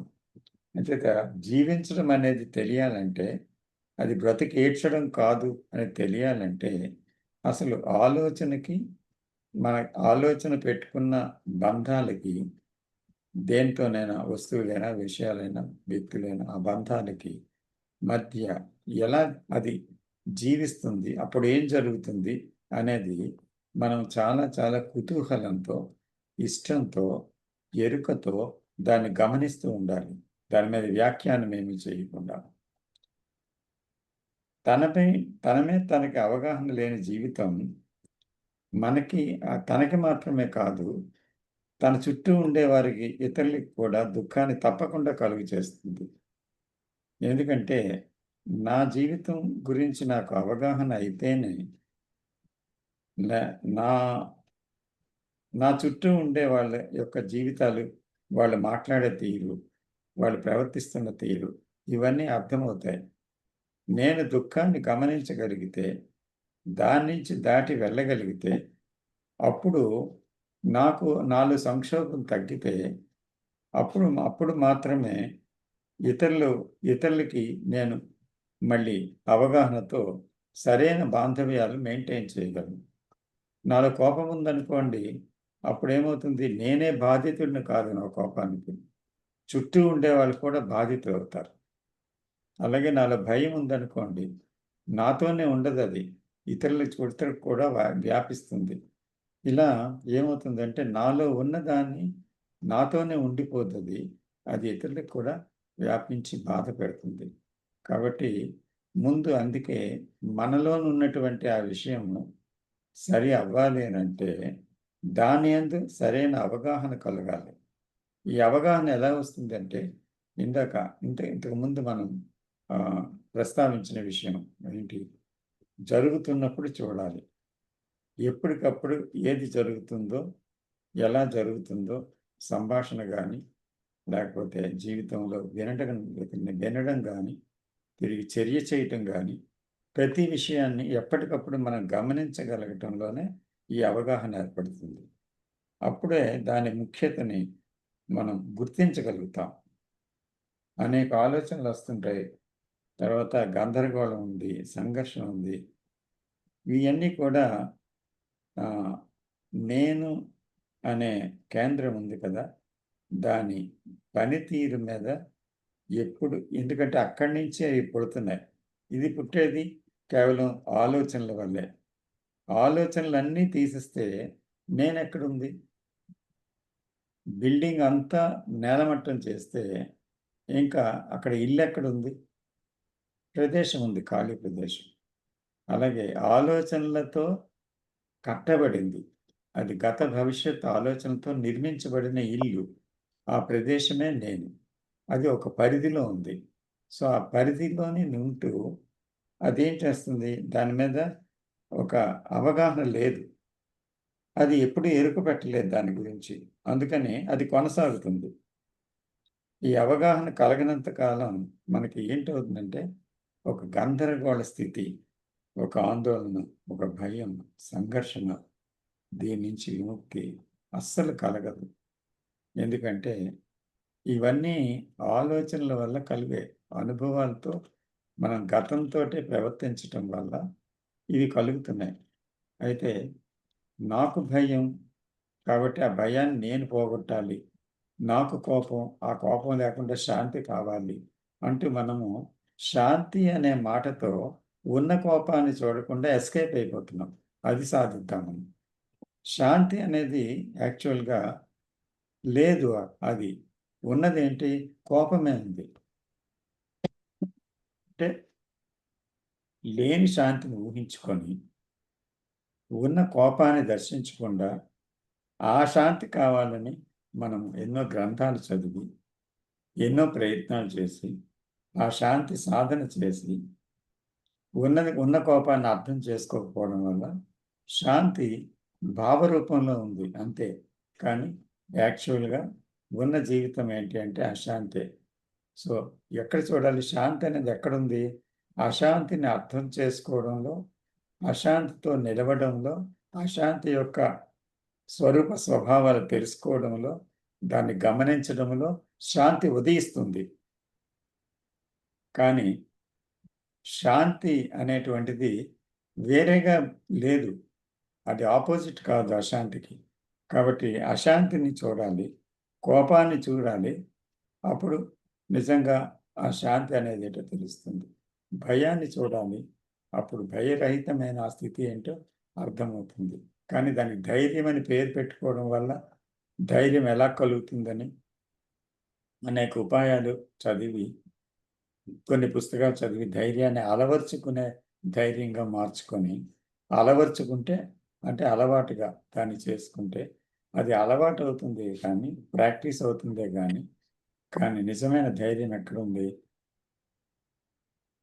ఆ ధైర్యం పోతే ఉండేది ధైర్యమే, కోపం పోతే ఉండేది శాంతమే, శాంత స్వభావమే. అందుకని మనము దేనిపైన నేననే కేంద్రం ఎప్పటికప్పుడు పనిచేస్తుంది. ఎప్పటికప్పుడు ఎరుక పెట్టినట్టయితే అప్పుడు దానిపై అవగాహన కలుగుతుంది. అంటే నేనుపై అవగాహన పెట్టడం అంటే నేను చేసే ప్రవర్తన, నా మాట తీరు మొదలైన విషయాలన్నీ, సో నా చర్యలు అన్నిటినీ, నా ప్రతి నడకని, ప్రతిదాన్ని నేను గమనించినట్లయితే అక్కడ నాకు అర్థమవుతుంది అన్నమాట. ఈ అవగాహన కలగనంత కాలం మనకి జీవితంలో ఆందోళన కానీ, గందరగోళ స్థితి కానీ, భయం కానీ, దుఃఖం కానీ తప్పకుండా కొనసాగే తీరుతుంది. దాని నుంచి విముక్తి కలగడానికి అవకాశమే లేదన్నమాట. ఇది కలిగితే కానీ నిజంగా ఇటువంటి స్థితి సంభవిస్తేనే కానీ, అంటే దాని స్థానంలో ఒక శాంతి, ఒక ఆనందం, ఇటువంటివన్నీ ఈ గందరగోళ స్థితి స్థానంలో ఒక ప్రశాంత స్థితి, ఒక స్పష్టత, ఇవన్నీ కలిగితేనే కానీ ఆ కారణం లేని ప్రేమ ఏంటో కనుక్కోవడానికి వీలవ్వదు. అంటే మనం చాలా విషయాలు కారణం లేని ప్రేమను గురించి వర్ణించవచ్చు, కానీ వివరణ విషయం కాదు, అసలు విషయం కాదు. అంచేత చెట్టు అనే ఒక వివరణ చెట్టు కాదు. భగవంతుడు అనే మాటలు, భగవంతుడి గురించి చేసిన వివరణలు భగవంతుడు కాదు నిజంగా. అలాగే శాంతిని గురించి చేసిన వివరణ శాంతి కాదు. అంచేత ప్రేమను గురించి చేసిన వివరణ కూడా ప్రేమ కాదు. అంచేత ఆ ప్రేమ అనేది మనకు తెలిసిన ప్రేమ వేరు, కారణం లేని ప్రేమ వేరు. ఆ కారణం లేని ప్రేమ వివరాలతో వివరించడం వల్ల తెలియదు ఒకరికి, కానీ తనలో ఉన్న ప్రేమ లేని తనం నుంచే దానికి దారి ఉంది.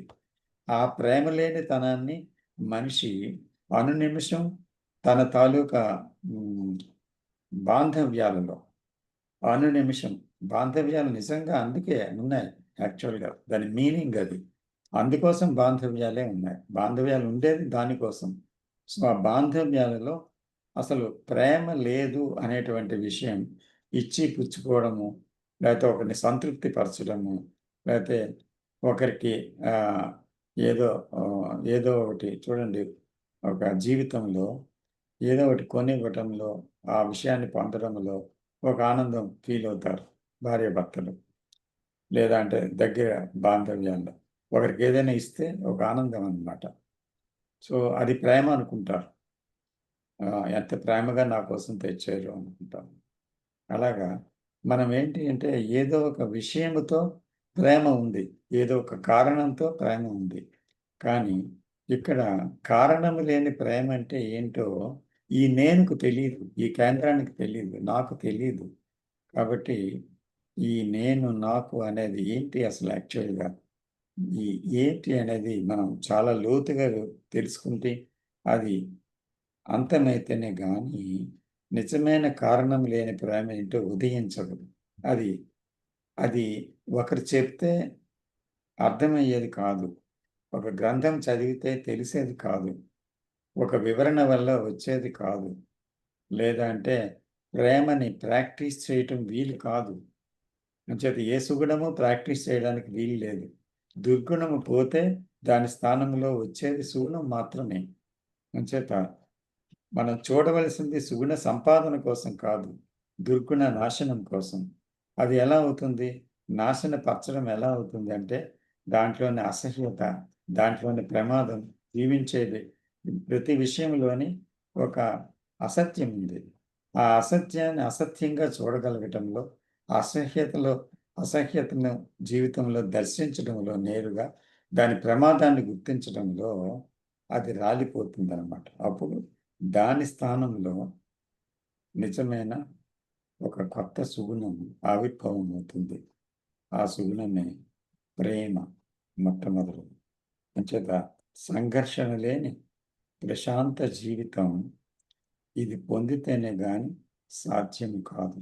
ఎందుకంటే అసలు ముఖ్యంగా ఈ నేను అనేటువంటి దాని యొక్క స్వరూప స్వభావాలు సమూలంగా మనం నిత్య జీవితంలో బాంధవ్యాలలో అర్థం చేసుకుంటేనే కానీ అసలు యాక్చువల్గా మనకి ప్రేమ కానీ దాని వల్ల వచ్చే ఇతర సుగుణాలు కానీ, వినయం కానీ ఇవేవి మనకి లభించవన్నమాట. సో కాబట్టి ఇది మనం ప్రధానంగా విస్మరిస్తూ జీవిస్తున్నాం కనుక జీవితంలో దుఃఖము, భయము, గందరగోళం ఉన్నాయి. వీటిని పోగొట్టుకోవడానికి మనము ఆలయాలకు వెళ్ళి కూడా ఏమడుగుతున్నాము? మొక్కుబడులు చేసి అడుగుతున్నాము. మళ్ళీ ఏదైతే దుఃఖాన్ని తెచ్చిపెట్టేంత వరకు ఆ బంధనాలే తిరిగి సజీవంగా ఉండాలి, అవి ఎప్పటికీ పోకూడదని వాటినే అడుగుతున్నాం తిరిగి. అంటే యాచిస్తున్నది, అడుగుతున్నది ఏంటి అంటే తిరిగి దుఃఖాన్ని, తిరిగి ఆ భయాన్ని. కాబట్టి ఏం చేస్తున్నాం మన జీవితంలో అని ఎవరు విచారణ చేయరు. అందుకనే ఈరోజు దేవాలయాలన్నీ పూర్తిగా ఎనలేని మంది జనంతో తొక్కిసలాట్లో కొంతమంది చనిపోతున్నారు కూడా. అలాంటి ఒక చర్యలు జరుగుతున్నాయి. అందులో ఏమైనా అర్థం ఉందా? ఈ అర్థం లేని జీవితం ఏంటి?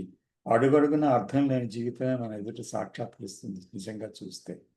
కాబట్టి మన నమ్మకాలలో, మన ఆచారాల్లో, మన తాలూకా బాంధవ్యాలలో ఎటు చూసినా కూడా ఏదో అర్థం లేని జీవితం కనిపిస్తుంది.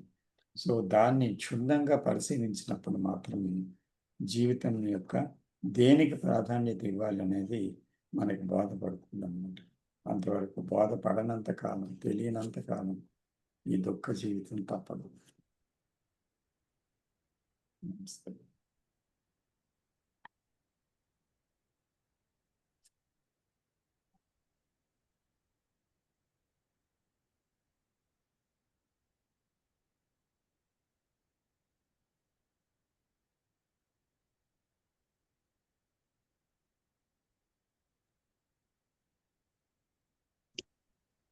సార్ కామెంట్ యాడ్ చేయొచ్చా?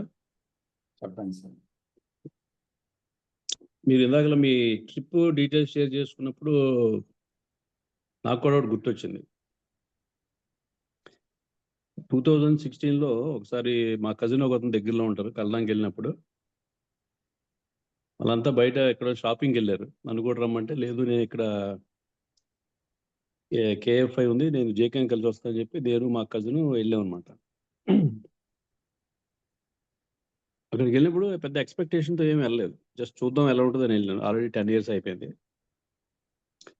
మీలాగే మొత్తం అంతా తిరిగా, అలా వాక్ చేసుకుంటే తిరిగినప్పుడు అతను లోపల అతనున్న రూమ్లో కూడా వెళ్ళి చూస్తే ఇంకా ఫర్నిచర్ అంతా అలాగే ఉంది.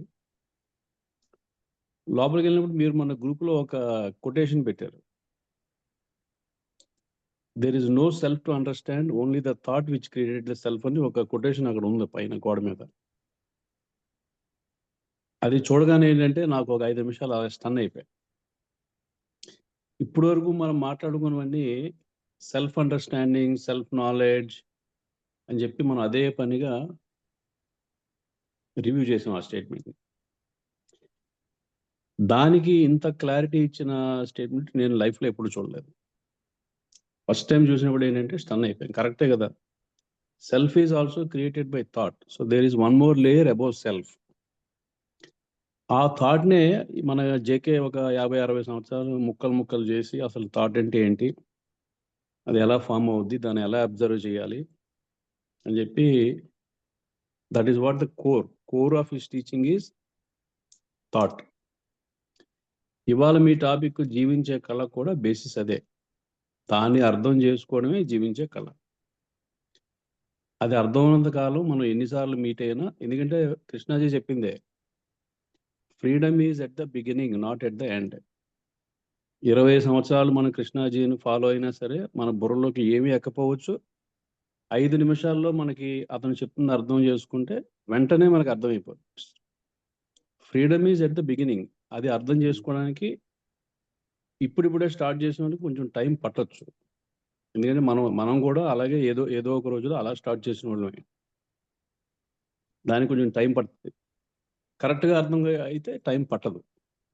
Either you understand now or later are you will never understand. దానికోసం మనం చేసి, ఇప్పుడు మీరు ఆల్రెడీ విచారణ అన్నారు కదా, ఆ విచారణ కోసమే మనం ఈ మీటింగ్లు, ఈ టాపిక్స్ రివ్యూ చేయడం కూడా. ఎందుకంటే ఇవన్నీ పర్సనల్ ఎక్స్పీరియన్స్. నాకేంటంటే నేను మాట్లాడేవన్నీ కూడా ఓన్లీ పర్సనల్ ఎక్స్పీరియన్స్. ఎందుకంటే మనకి క్లారిటీ లేని టైంలో రకరకాల ఇన్వెస్టిగేషన్ చేస్తూ ఉంటాం. అది వచ్చిన తర్వాత ఏంటంటే మనకి ప్రశాంతత ఉంటుంది, కాన్ఫ్లిక్ట్ ఉండదు. సో నిజంగా ఎవరైనా ఈ పాత్రలో ఉన్నప్పుడు వాళ్ళకి చెప్పేది మీరైనా నేనైనా జేకే అయినా కానీ సైలెన్స్లో విచారణ చేయడం ద్వారానే ఆన్సర్స్ వాటంతట అవి వస్తాయి. అంతవరకు మన బుక్ చదివినా ఎన్ని మీటింగ్కి వెళ్ళినా రావు. That is the truth sir. అది సో మీరు చెప్పినట్టు ఆరెంజెస్ నాకు తెలిసిన నా లైఫ్లో అంత స్వీట్ ఫ్రెష్ ఆరెంజెస్ ఆ విజిట్లోనే తిన్నాను. ఎందుకంటే పెద్ద పెద్ద ఆరెంజెస్ ప్లస్ ఎంత ఫ్రెష్గా ఉన్నాయంటే ఆ వ్యాలీస్లో అంత న్యాచురల్గా పండించినవి. That is one of the biggest. ఇంటికి కూడా పట్టుకెళ్ళాను, చాలా బాగున్నాయి అవి. So this is the only thing sir. That is the self understanding అంటే థాట్ అండర్స్టాండింగ్ తప్ప వేరేది కాదు. That really help me to give clarity for all my findings in my life, sir. I just want to share with that. Thank you, sir. Thank you, sir. Thank you. So Ramakrishna garu కూడా వెళ్ళారన్నారు 2015లో. రామకృష్ణ గారు మీరు share చేయండి మీ experience. How did you feel? Please Ramakrishna garu. నమస్తే అండి. నమస్తే.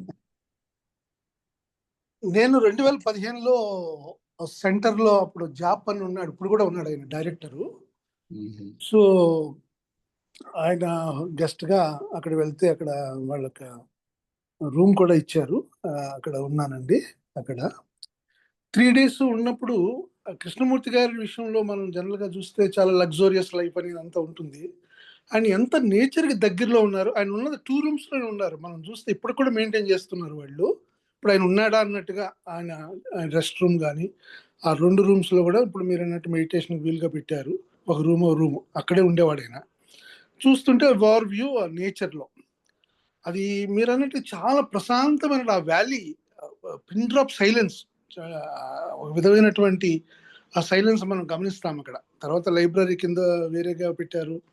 తర్వాత ఈ డైనింగ్, అక్కడ డైనింగ్ అంటే అక్కడ భోజనం వసతి లేదు కానండి, అక్కడ ఎవరైనా వస్తే మనకి టీ కాఫీ ఏర్పాట్ల కింద అక్కడ పెట్టున్నారు వాళ్ళు. అది సో ఆ అరేంజ్మెంట్ అంతా కూడా చూసి ఒక గ్రేట్ పర్సనాలిటీ అక్కడ లివ్ చేశాడు అంటే పెప్పర్ ట్రీ ఇదంతా కూడా ఏమిటి అనేటటువంటిది నా అనుభూతి ఏంటంటే నేను క్రిటికల్గా అబ్జర్వ్ చేసేవాడిని అండి. మొత్తం నేను యాక్చువల్ ఉద్దేశం కూడా ఆయన ఏ విధంగా జీవించారు, ఆయన మీద చాలా బికాజ్ వెస్ట్రన్ ప్రభావం ఉంటుంది. ఎందుకంటే ఆయన all the time he was brought up that way. So కానీ బ్యూటీకి ఇచ్చినటువంటి ఇది చూడండి, ఆయన ఇది అసలు బ్యూటీ మనం కూడా సత్యం శివం సుందరం అని అనుకుంటాం, నాకు దాంట్లో అంత డెప్త్ లేదు. కానీ బ్యూటీలోంచే ఉంది లవ్ అనేటటువంటిది. లవ్ దాన్ని అకారణంగా మీరు అన్నారు చూడండి, ఏదైతే సన్ ఉదయించే ప్లేస్లో నేను ఉంటే ఒక విధమైనటువంటిది తాదాత్మికత అనండి, ఆనందం అనండి, పరమానందం అనండి, అది మనం గమనించినటువంటి సందర్భం. అంటే ఆబ్సెన్స్ ఆఫ్ సెల్ఫ్ అనమాట. ద సెల్ఫ్ ఈజ్ నాట్ అనేటటువంటిది. ఆ self is driven away with that immensity of beauty. అది నేచర్ అనండి, లేకపోతే బ్యూటిఫుల్ ఫేస్ అనండి, వాట్ ఎవర్. సో అది మన జీవితంలో మనం అర్థం చేసుకోకుండా ఇంత రాంబుద్ధ గారు అన్నట్టు థాట్ క్రియేట్ చేసినటువంటిదే. సెల్ఫ్ అంటే ఏం లేదు, థాట్, ఆలోచన. ఇందాక రామకృష్ణ గారు కూడా చక్కగా అదొక స్ట్రక్చర్ బిల్డ్ చేసింది మనలో, ఒక విధమైనటువంటి ఒక లోపల ఒక స్ట్రక్చర్. అది కొలాప్స్ అవ్వాల్సినటువంటి సందర్భం టోటల్గా త్రూ అండర్స్టాండింగ్. అది పాజిటివ్గా చేస్తే గట్టి పడుతుంది, ఆ సెల్ఫ్ ఇంకా స్ట్రెంగ్త్ అవుతుంది. ఎందుకంటే థాటే చేసేది కదా, థాటే క్రియేట్ చేసింది, థాట్ దాన్ని వినాశనం చేయలేదు. సో దానికి కావాల్సింది అవేర్నెస్, ఎరుక. సో ఎరుకే ఆధ్యాత్మికత అని రాశాడు మన మీ జిఎస్టీ కమిషనర్, వైజాగ్లోనే ఉన్నాడు ఆయన, మన ఈనాడు పేపర్లో రాశాడు, is there in Vizag. So ఎరుకే ఆధ్యాత్మికత మన కృష్ణమూర్తి గారు అనేటటువంటిది ఆయన ఈనాడు పత్రిక రాశాడు ఆయన. అప్పుడు ఆ సందర్భంలో మాట్లాడాను, ఐ థింక్ 2 months బ్యాక్ ఆయన రాశారు ఆయన. సో ఇది ఆయన నిజంగా ఏ విధంగా జీవించారు, ఎలా ఉన్నది అక్కడ. తర్వాత స్కూల్ కూడా ఉంది, ఐ థింక్ మీరు వెళ్ళి ఉంటారు అనుకుంటా. ది అదర్ ఎండ్ స్కూలు, ఆ స్కూల్ పక్కనే ఆయన అప్పట్లో ఉపన్యాసాలన్నీ కూడా అక్కడి నుంచి ఇచ్చేవాడు. ఆ చెట్టు, ఐ థింక్ మీరు రామకృష్ణ గారు మీరు వెళ్ళి ఉంటారు కదా, ఐ థింక్ సో. అయ్యో అది వెళ్ళాలి యాక్చువల్లీ, అదే కంప్లీట్ అండి. అక్కడ మీరు సెంటరు ఒక సైడ్ ఉంటే కొద్ది దూరం మళ్ళీ మనం ఒక 5 నిమిషాలు అదే మనము మేబీ బై వెహికల్ వెళ్ళాల్సి ఉంటుంది. 5 కిలోమీటర్స్ దూరంలో అక్కడ ఒక స్కూల్ నడిపి 75లో పెట్టారు, అది రన్నింగ్ వెల్. దాని పక్కనే ఆయన ఉపన్యాసం చేసేటటువంటి ఆ చెట్టు ఉంది చూసారా, చెట్టు కింద ఇస్తాడు, అందరు కూర్చుంటారు అక్కడ. ఆ ప్లేస్ ఇప్పుడు కూడా అది పెట్టున్నారు. ఓహో, అదే వెళ్ళాం అయితే. వెళ్ళే ఉంటారు, మీరు వెళ్ళి ఉంటారు, వెళ్ళాను. వెళ్ళే ఉంటారు. స్కూల్కి వెళ్ళలేదు కానీ ఆ, అదే వెళ్ళాను. ఆ ప్లేస్ పక్కనే ఆ స్కూల్ కూడా వాళ్ళు ఇది చేశారు. అక్కడ స్కూల్ ఉంది, దూరం నుంచి చూసాం, కానీ అది ఈ చెట్టు దగ్గరికి మాత్రం వెళ్ళాను. వెళ్ళుంటారు అక్కడ. మన ఓపెన్ డోర్ బుక్ రాసేడు ఎవరండి, ఈ మధ్య చనిపోయాడు, ఆయన పేరేమిటి? Knocking at the open door. అది పేరు రాసి చదివి రాసిన ఆయన పేరేమిటి? ఈ మధ్య చనిపోయాడు. ఆయన కూడా వచ్చాడు, ఆయన వైఫ్ మన ఇండియన్ డాక్టర్ ఆవిడ, ఆమె ఇక్కడ ఫ్రమ్ ఢిల్లీ. సో వాళ్ళు కూడా వచ్చారు. అప్పుడు వాళ్ళతో మాకు బ్రేక్ఫాస్ట్ ఉండడము, అక్కడ ఉన్న సందర్భాలన్నీ కూడా మాట్లాడడము.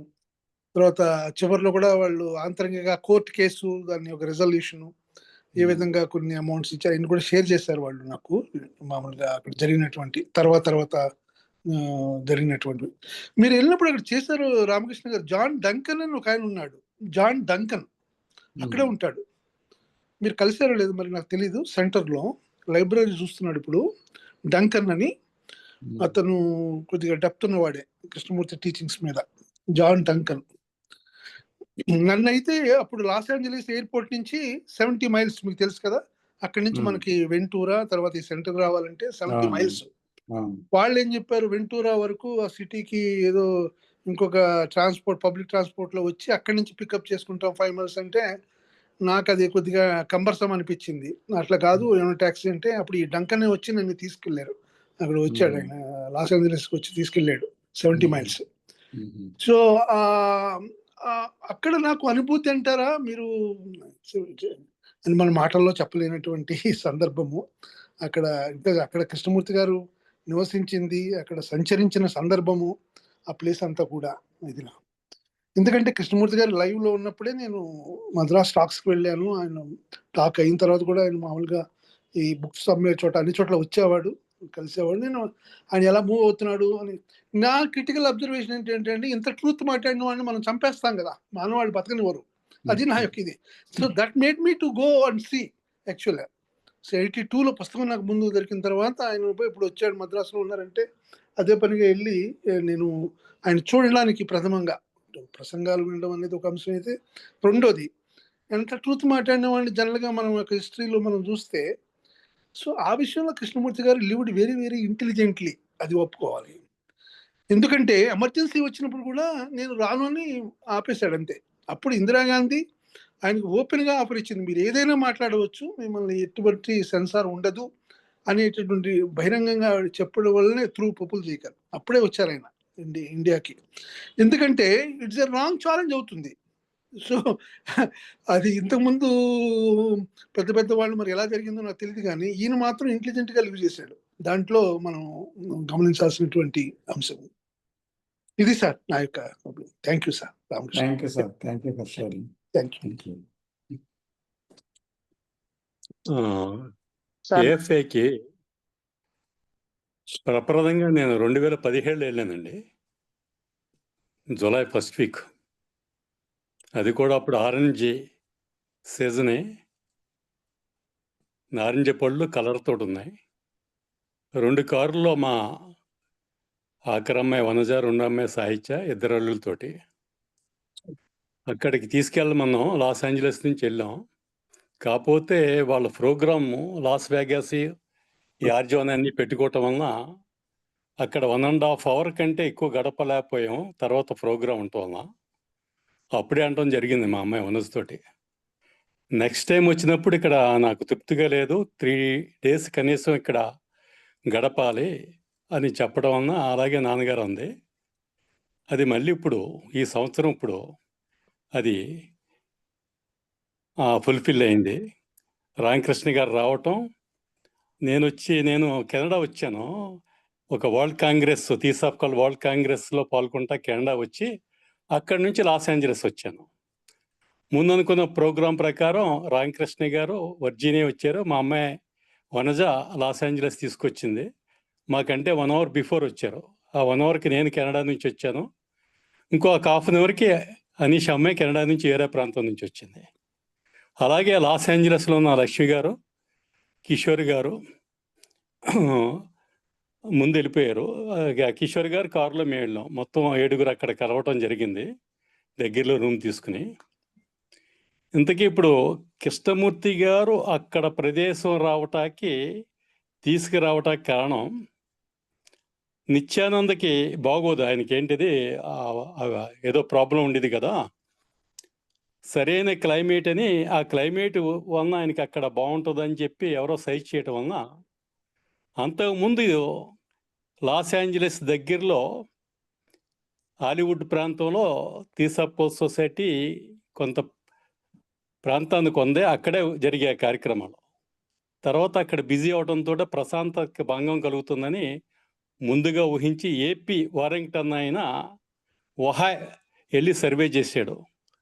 ఆయనకి చాలా బాగా నచ్చింది ఆ ప్రదేశం.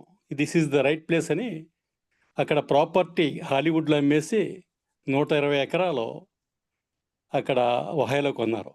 కృష్ణమూర్తి గారిని ప్రత్యేకంగా మళ్ళీ పక్కన తీసుకున్నారు, నిత్యానంద కృష్ణమూర్తికి దగ్గరలో. ఈ క్రోటోనా ఇన్స్టిట్యూట్ ఆఫ్ థియాసఫీ పెట్టినప్పుడు ఆ ప్రదేశానికి ప్రప్రదంగా కృష్ణమూర్తి గారు ఏపీ వారింగ్టన్ తీసుకొచ్చారు. తర్వాత ఆ ప్రదేశం నచ్చింది. తర్వాత అనిబిసెంట్ కూడా చాలా బాగుంది అని నేచర్ కానీ అది కొనటం జరిగింది కృష్ణమూర్తి గారికి. తర్వాత ఈ నన్నకి వేరేగా అక్కడ దగ్గరలో ఆ ప్రదేశం అప్పుడు మనకి ఫైన్ కాటేజ్ అని పెట్టారు. తర్వాత వీరే దాన్ని ఆర్విహార్గా మార్చారని నేను చదివాను. ఏదైనప్పటికీ అదొక ప్రకృతిలో ఆ వైబ్రేషన్స్ అయ్యి సహజంగా అక్కడ ఉన్నాయి కాబట్టి మన రామకృష్ణ గారికి కూడా నేను చూపెట్టాను, దిస్ ఈజ్ ద ప్లేస్, ఇక్కడ ఆయనకి ఎన్లైట్మెంట్ కలిగింది అనగానే ఆయన సాష్టంగా పడి ఆయన అప్పుడు కూడా ఆయన అక్కడ ఎమోషన్గా ఫీల్ అవటం నేను గమనించాను. అది తర్వాత ఇప్పుడు వచ్చిన టాపిక్ విషయానికి వస్తే, ఇప్పుడు జరుగుతుంది అది దేనికి ప్రాధాన్యత ఇవ్వాలో దానికి ఇవ్వకుండా ప్రాధాన్యత ఇవ్వకూడని విషయాలకి వేళ ఉండటం వల్లనే మనిషి ప్రశాంతంగా లేడు, గందరగోళం ఘర్షణలతో జీవిస్తున్నాం. దానివల్ల the purpose of birth and this earth has a human being is what అనేది కనీసం అవగాహన లేకుండా పోతుంది. అలాగే the gap between one birth and death is known as one life. So during this period what is our additional responsibility rather than procuring our basic human needs? దీన్ని గమనించుకుని మన థాట్స్ని observe చేస్తే కొంతకాలం మనకి డిస్క్రిమినేషన్ పవర్ అనేది వస్తుంది. మన థాట్స్ని మనం గమనించుకుంటూ ఉండాలి. అప్పుడే ఈ మౌలికంగా మనం ఏంటనేది అర్థమవుతుంది. అలాగే మనం నేచర్ని కూడా ఎప్పటికప్పుడు పరిశీలన అవసరం. నేచర్ని మనకు అర్థమవుతుంది, nature is unconsciously perfect, nature is unconsciously perfect, man is consciously imperfect. ఏంటి అక్కడ అంతా మన మైండే, మనసే దీనికి అంతకే మూలం మాట. మన మనసులో ఉన్నాయి మనం గమనించకుండా మనకు వచ్చి సమస్యలకి ఘర్షణలకి ఇతరులను భాగస్వామ్యం చేస్తున్నాం. ఇప్పుడు జరుగుతుంది అది మాట అండి. అంచేత మనం మన ఆలోచనలు గమనించుకుంటూ వాచ్ చేస్తూ పోతే కొంతకాలానికి అవగాహన వస్తే సహజంగా ఈ ట్రాన్స్ఫర్మేషన్ అనేది జరగడానికి అవకాశం ఉందని నేను అనుకుంటున్నాను. Thank you. Thank you sir. Thank you. Sir నేను మాట్లాడచ్చా? మాట్లాడండి. సో నేను కొత్త మీటింగ్కి. సో యాక్చువల్గా నాకు ఒక క్వశ్చన్ ఉందండి. సో దానికి ముందు జస్ట్ ఒక brief introduction, so how I came to here అనేది.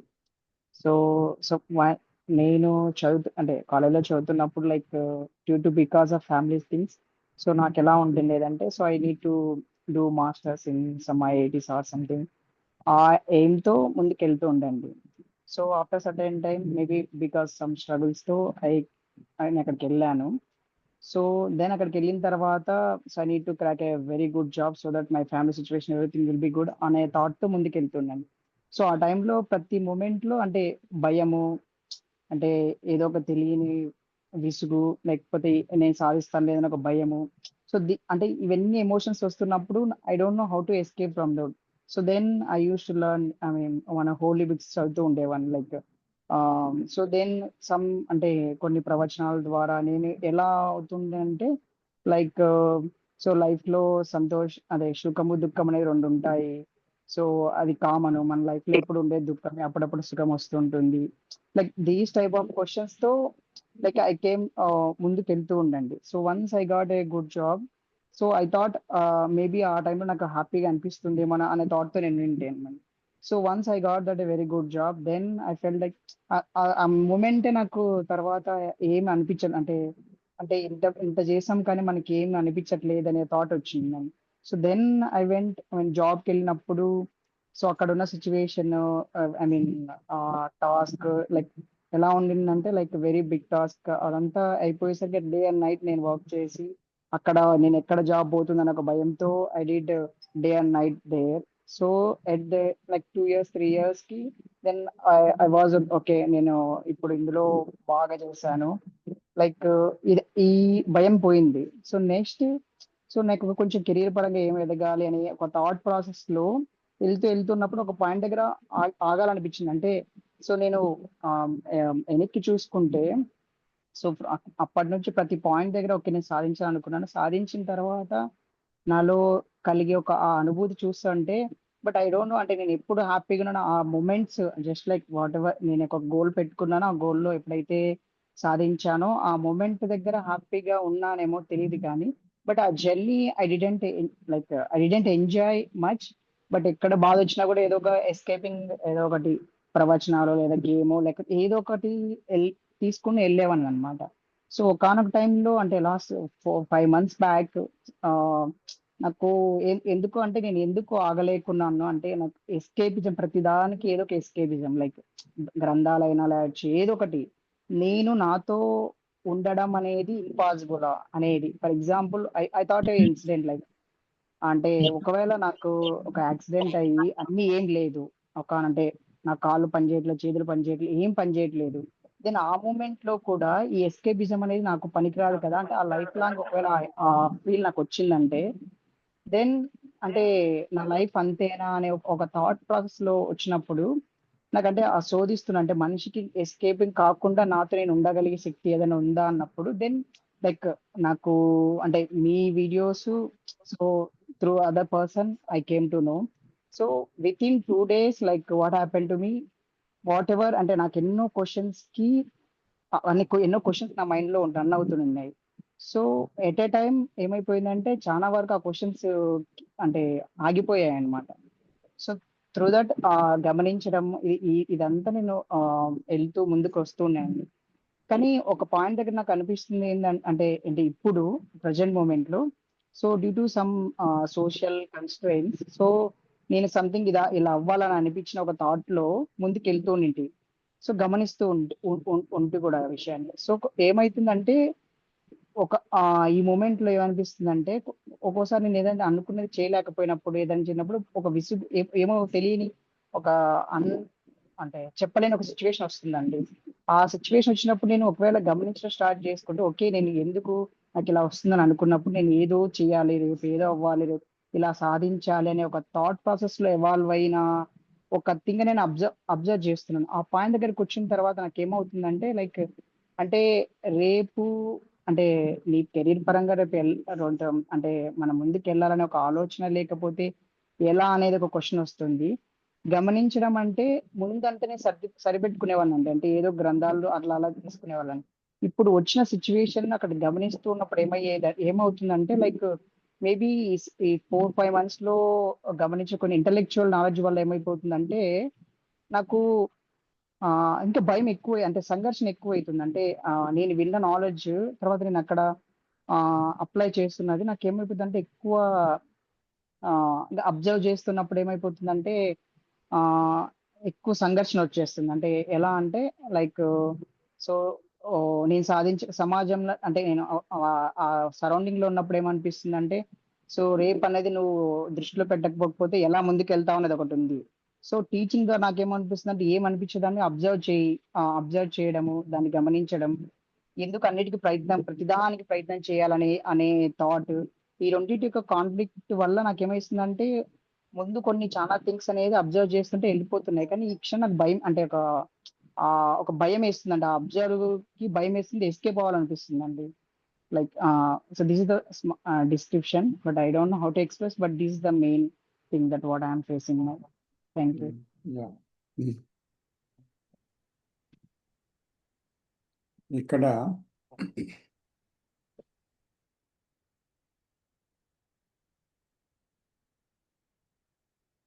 మీరు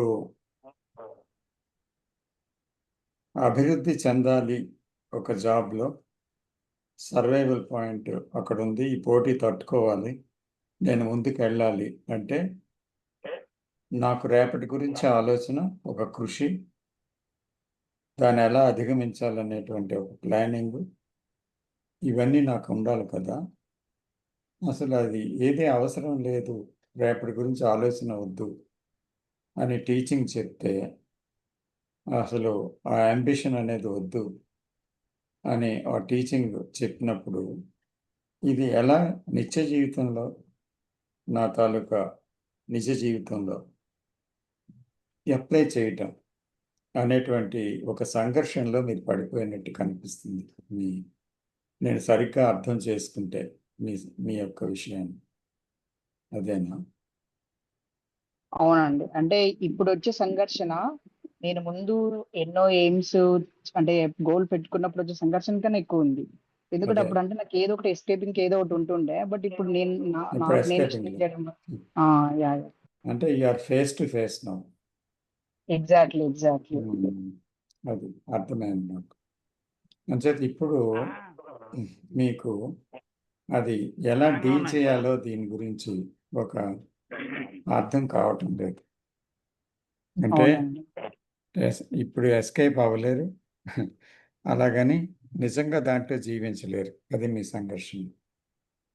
యా అయితే ఇప్పుడు ఏమంటే, ఎస్కేప్ అవ్వడం అనేది ఎంత ప్రమాదకరమో, అంటే నిజ జీవితంలో ఎస్కేప్ అవుతూ వస్తున్నాము, కానీ ఎస్కేప్ అవ్వడం వల్ల సంఘర్షణ అనేది పోవడం లేదు.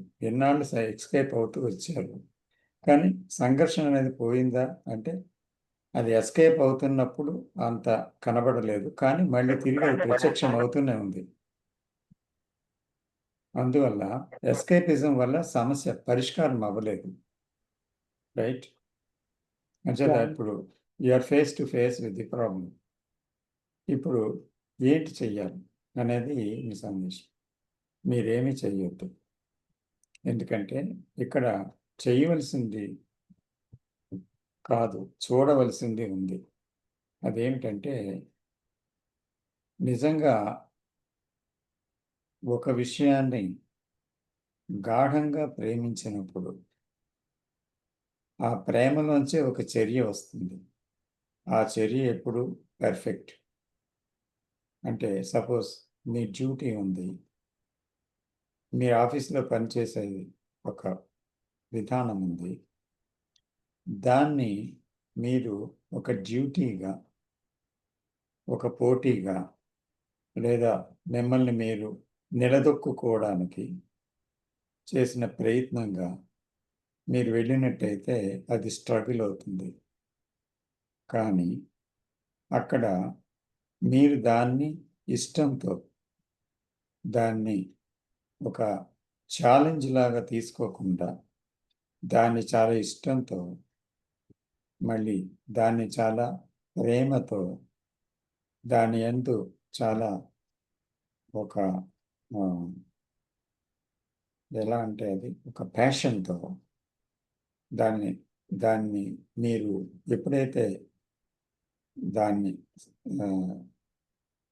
జీవిస్తూ వెళ్తుంటారో, దాని యందు అంటే దాని యందు అంత ఒక ఇష్టము, అంత ప్రేమ, ఇటువంటివన్నీ ఉన్నప్పుడు ఆ ప్రేమలో ఎఫర్ట్ లేదు.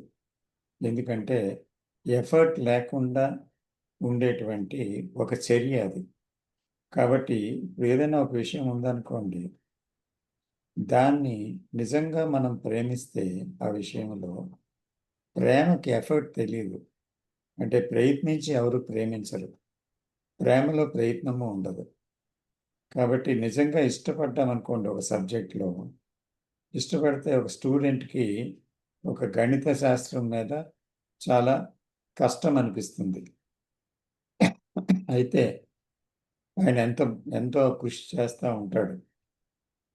అయ్యో నాకు రాదే, లేకపోతే నేను సాధించలేకపోతున్నానే, ఎలాగని వాపోతాడు. అందులో ఎనర్జీ ఎంతో వేస్ట్ అవుతుంది. కానీ చాలా ఇష్టంతో ఆ ప్రాబ్లం యందు చాలా విలీనమైపోయి దానిలో కలిసిపోయి ఆ ప్రాబ్లంని చాలా దగ్గరగా తీసుకొని చాలా ఇంట్రెస్ట్తో, ఆ ప్రేమలో ఇంట్రెస్ట్ ఉంది. ఆ ఇంట్రెస్ట్లో మళ్ళీ ఏకాగ్రత లేదు. కానీ ఏకాగ్రతలో ఇంట్రెస్ట్ ఉండదు. కానీ ఇంట్రెస్ట్లో ఏకాగ్రత వస్తుంది. సో అందుకనే ఆ ఇంట్రెస్ట్ ప్రేమ వల్ల వస్తుంది. ఎప్పుడైతే కలిగిందో అది, అప్పుడు అతనికి ఏమవుతుందంటే తడుతుంది. దాని క్లూ ఎలా ఉంటుంది, దాన్ని ఏం చేయాలి అనేది వెంటనే ఒకలాంటి ఫ్లాష్గా తెలుస్తుందన్నమాట. ఆ ఫ్లాష్ లైట్లో ఆయన క్లియర్గా ప్రాబ్లమ్ని సెకండ్ మీద ఆన్సర్ చేసేస్తాడు. ఎన్నాళ్ళు స్ట్రగుల్ అయింది, ఒక సెకండ్లో ఆ ప్రాబ్లం సాల్వ్ అయిపోయింది.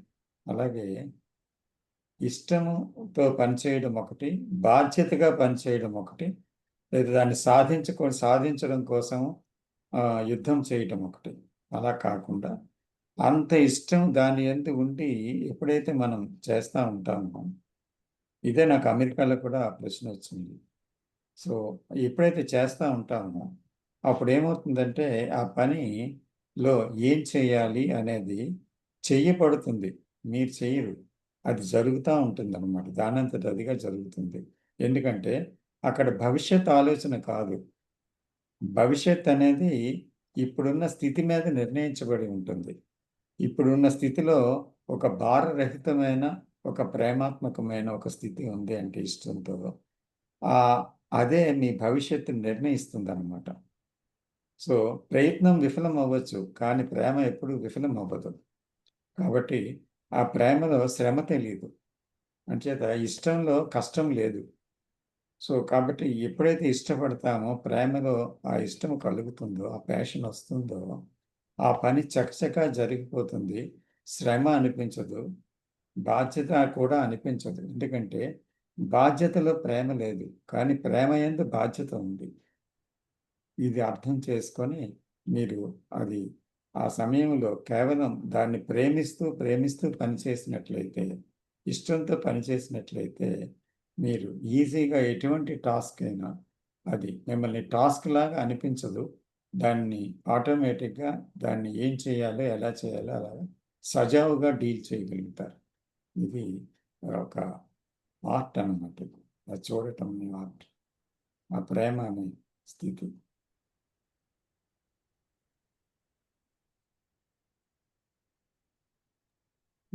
Thank you. వెల్కమ్. అప్లై చేయండి. నమస్తే రామకృష్ణ సార్. నమస్తే రమ్య గారు. సార్ అది అంటే మనం డైలీ లైఫ్‌లో ఏదో ఒక పనిలో ఎక్కువ ఇన్వాల్వ్ అయిపోతూ ఉంటాం సార్. అది అందరికీ జరుగుతూ ఉంటుంది. కానీ ఇంతకుముందు మీరు చెప్పినట్టు అంటే కొన్ని సమయం ఏం పనుండదు. కానీ ఖాళీ సమయంలో ఏదో ఫోన్ చూడటమో, లేకపోతే ఏదో ఎంటర్‌టైన్‌మెంట్‌లో ఇన్వాల్వ్ అయిపోవటమో జరుగుతూ ఉంటుంది. అంటే ఇలా కాకుండా సార్ అలా ఎంటర్‌టైన్‌మెంట్ ఇలా ఫోన్‌లో మునిగిపోకుండా అంటే నా డౌట్ ఏంటంటే సార్ అదే కృష్ణమూర్తి గారి టీచింగ్స్ కానియండి, ఏదో ఒక ఆధ్యాత్మిక గ్రంథం చదవటం కానియండి, ఏదో ఒక టీచింగ్స్ వినటం కానియండి. అంటే ఇలా ఎంటర్‌టైన్‌మెంట్‌లో మునిగిపోవటం కన్నా ఇలా టీచింగ్స్ వినటం అనేది దీనికన్నా బెటర్ కదా! అని నాకొక సందేహం సార్. ఇంకొకటి ఏమనిపిస్తుందంటే, ఇలా ఖాళీ సమయాన్ని అంటే మనం సత్యం ఆహ్, ఏమంటారు? సత్యాన్ని తెలుసుకోవడంలో ఎలా వినియోగించుకోవాలి? అంటే ఏం చేయాలి? ఆ ఖాళీ సమయాన్ని ఏం చేయాలి అనేది నాకొక సందేహంగా ఉంటుంది సార్. దయచేసి దీన్ని వివరించగలరా? ఇప్పుడు ఆధ్యాత్మిక గ్రంథాలు చదవడం, ఉపన్యాసాల్లో పాల్గొనడం, లేకపోతే వినడం కూడా ఒక ఎస్కేపే. అందువల్ల మనసు ఒక ఫైన్ ఎస్కేప్ అనమాట. అది ఎస్కేప్ లాగా తెలియదు, కానీ అది చాలా అందమైన ఎస్కేప్. సో కాబట్టి అలాంటి విషయాలు కాకుండా ఎన్ని విన్నా ఎన్ని చదివినా మనసు నుంచి బయటపడడం జరగదు. కేవలం ఆలోచన చేత నిర్మించినటువంటి ఆలోచన చేతనే అంత నిర్మించబడింది ఈ నేను అనేది. విసుగు కూడా దానివల్ల వచ్చింది. అందుకని అక్కడ విసుగు అనేది కలగగానే ఏదో ఒక దాని మీద ఆధారపడటం కాదు, అది ఏదైనా సరే, అది అల్పమైనదైనా ఉన్నతమైనదైనా దాని మీద ఆధారపడకుండా అసలు విసుగులో ఉన్నప్పుడు ఏం జరుగుతుంది అనేది వెంటనే ఇంకో దాని మీదకి వెళ్ళిపోకుండా, ఒక పుస్తకం మీదకో, ఒక ఫోన్ మీదకో, లేదా ఒక టీవీ మీదకో, ఒక సంభాషణ మీదకో దేనికి కూడా వెళ్ళిపోకుండా అది ఏం జరుగుతుంది అక్కడని ఆ మూమెంట్లో మనం చూసి దానితో ఉండాలి. దాంతో ఉన్నప్పుడు మీరు దాన్ని తప్పించుకోవడం లేదు, దేంతో ముఖాముఖి అయ్యారు. అది ఏంటి అనేది అది మీరే అన్నమాట. అంటే ఆ విసుగు నాకు కాదు, విసుగే నేను అనే విషయంలో ఉంటారు అక్కడ. అప్పుడు మరి మీది విసుగు, నేను విసుగుతో ఉన్నాను అని అంటే ఆ విసుగు పోవడానికి ఏదో చెయ్యాలి. కానీ నేనే విసుగంటే మీరేం చేయగలరు? దాని గురించి ఏమి చేయలేరు. కాబట్టి ఆ విసుగుని దర్శించగలరు తప్ప మరేమి చేయడానికి వీలవదు. కాబట్టి ఆ విసుగుని అలాగే ఆ విసుగులోనే ఉండి ఆ విసుగుని చూస్తూ ఉంటే అప్పుడు ఆ విసుగు స్థానంలో ఏమవుతుంది అక్కడ, అది మీరు కనుక్కోవాలి. అక్కడ జరుగుతుంది ఒకటి, మరో కొత్త విషయం సంభవిస్తుంది అక్కడ. సో ఆ కొత్త విషయమే విసుగు సమాధానం. అంటే అది వెంటనే జరగొచ్చు, అది టైం కూడా తీసుకోవచ్చు కదా సార్ అది? అవును, కొంత సమయం కొంతమందికి పట్టవచ్చు, కొంతమందికి ఆ వెంటనే జరగచ్చు. సమయం ముఖ్యం కాదు, కానీ దాంతో ఉండగలగటం ముఖ్యం.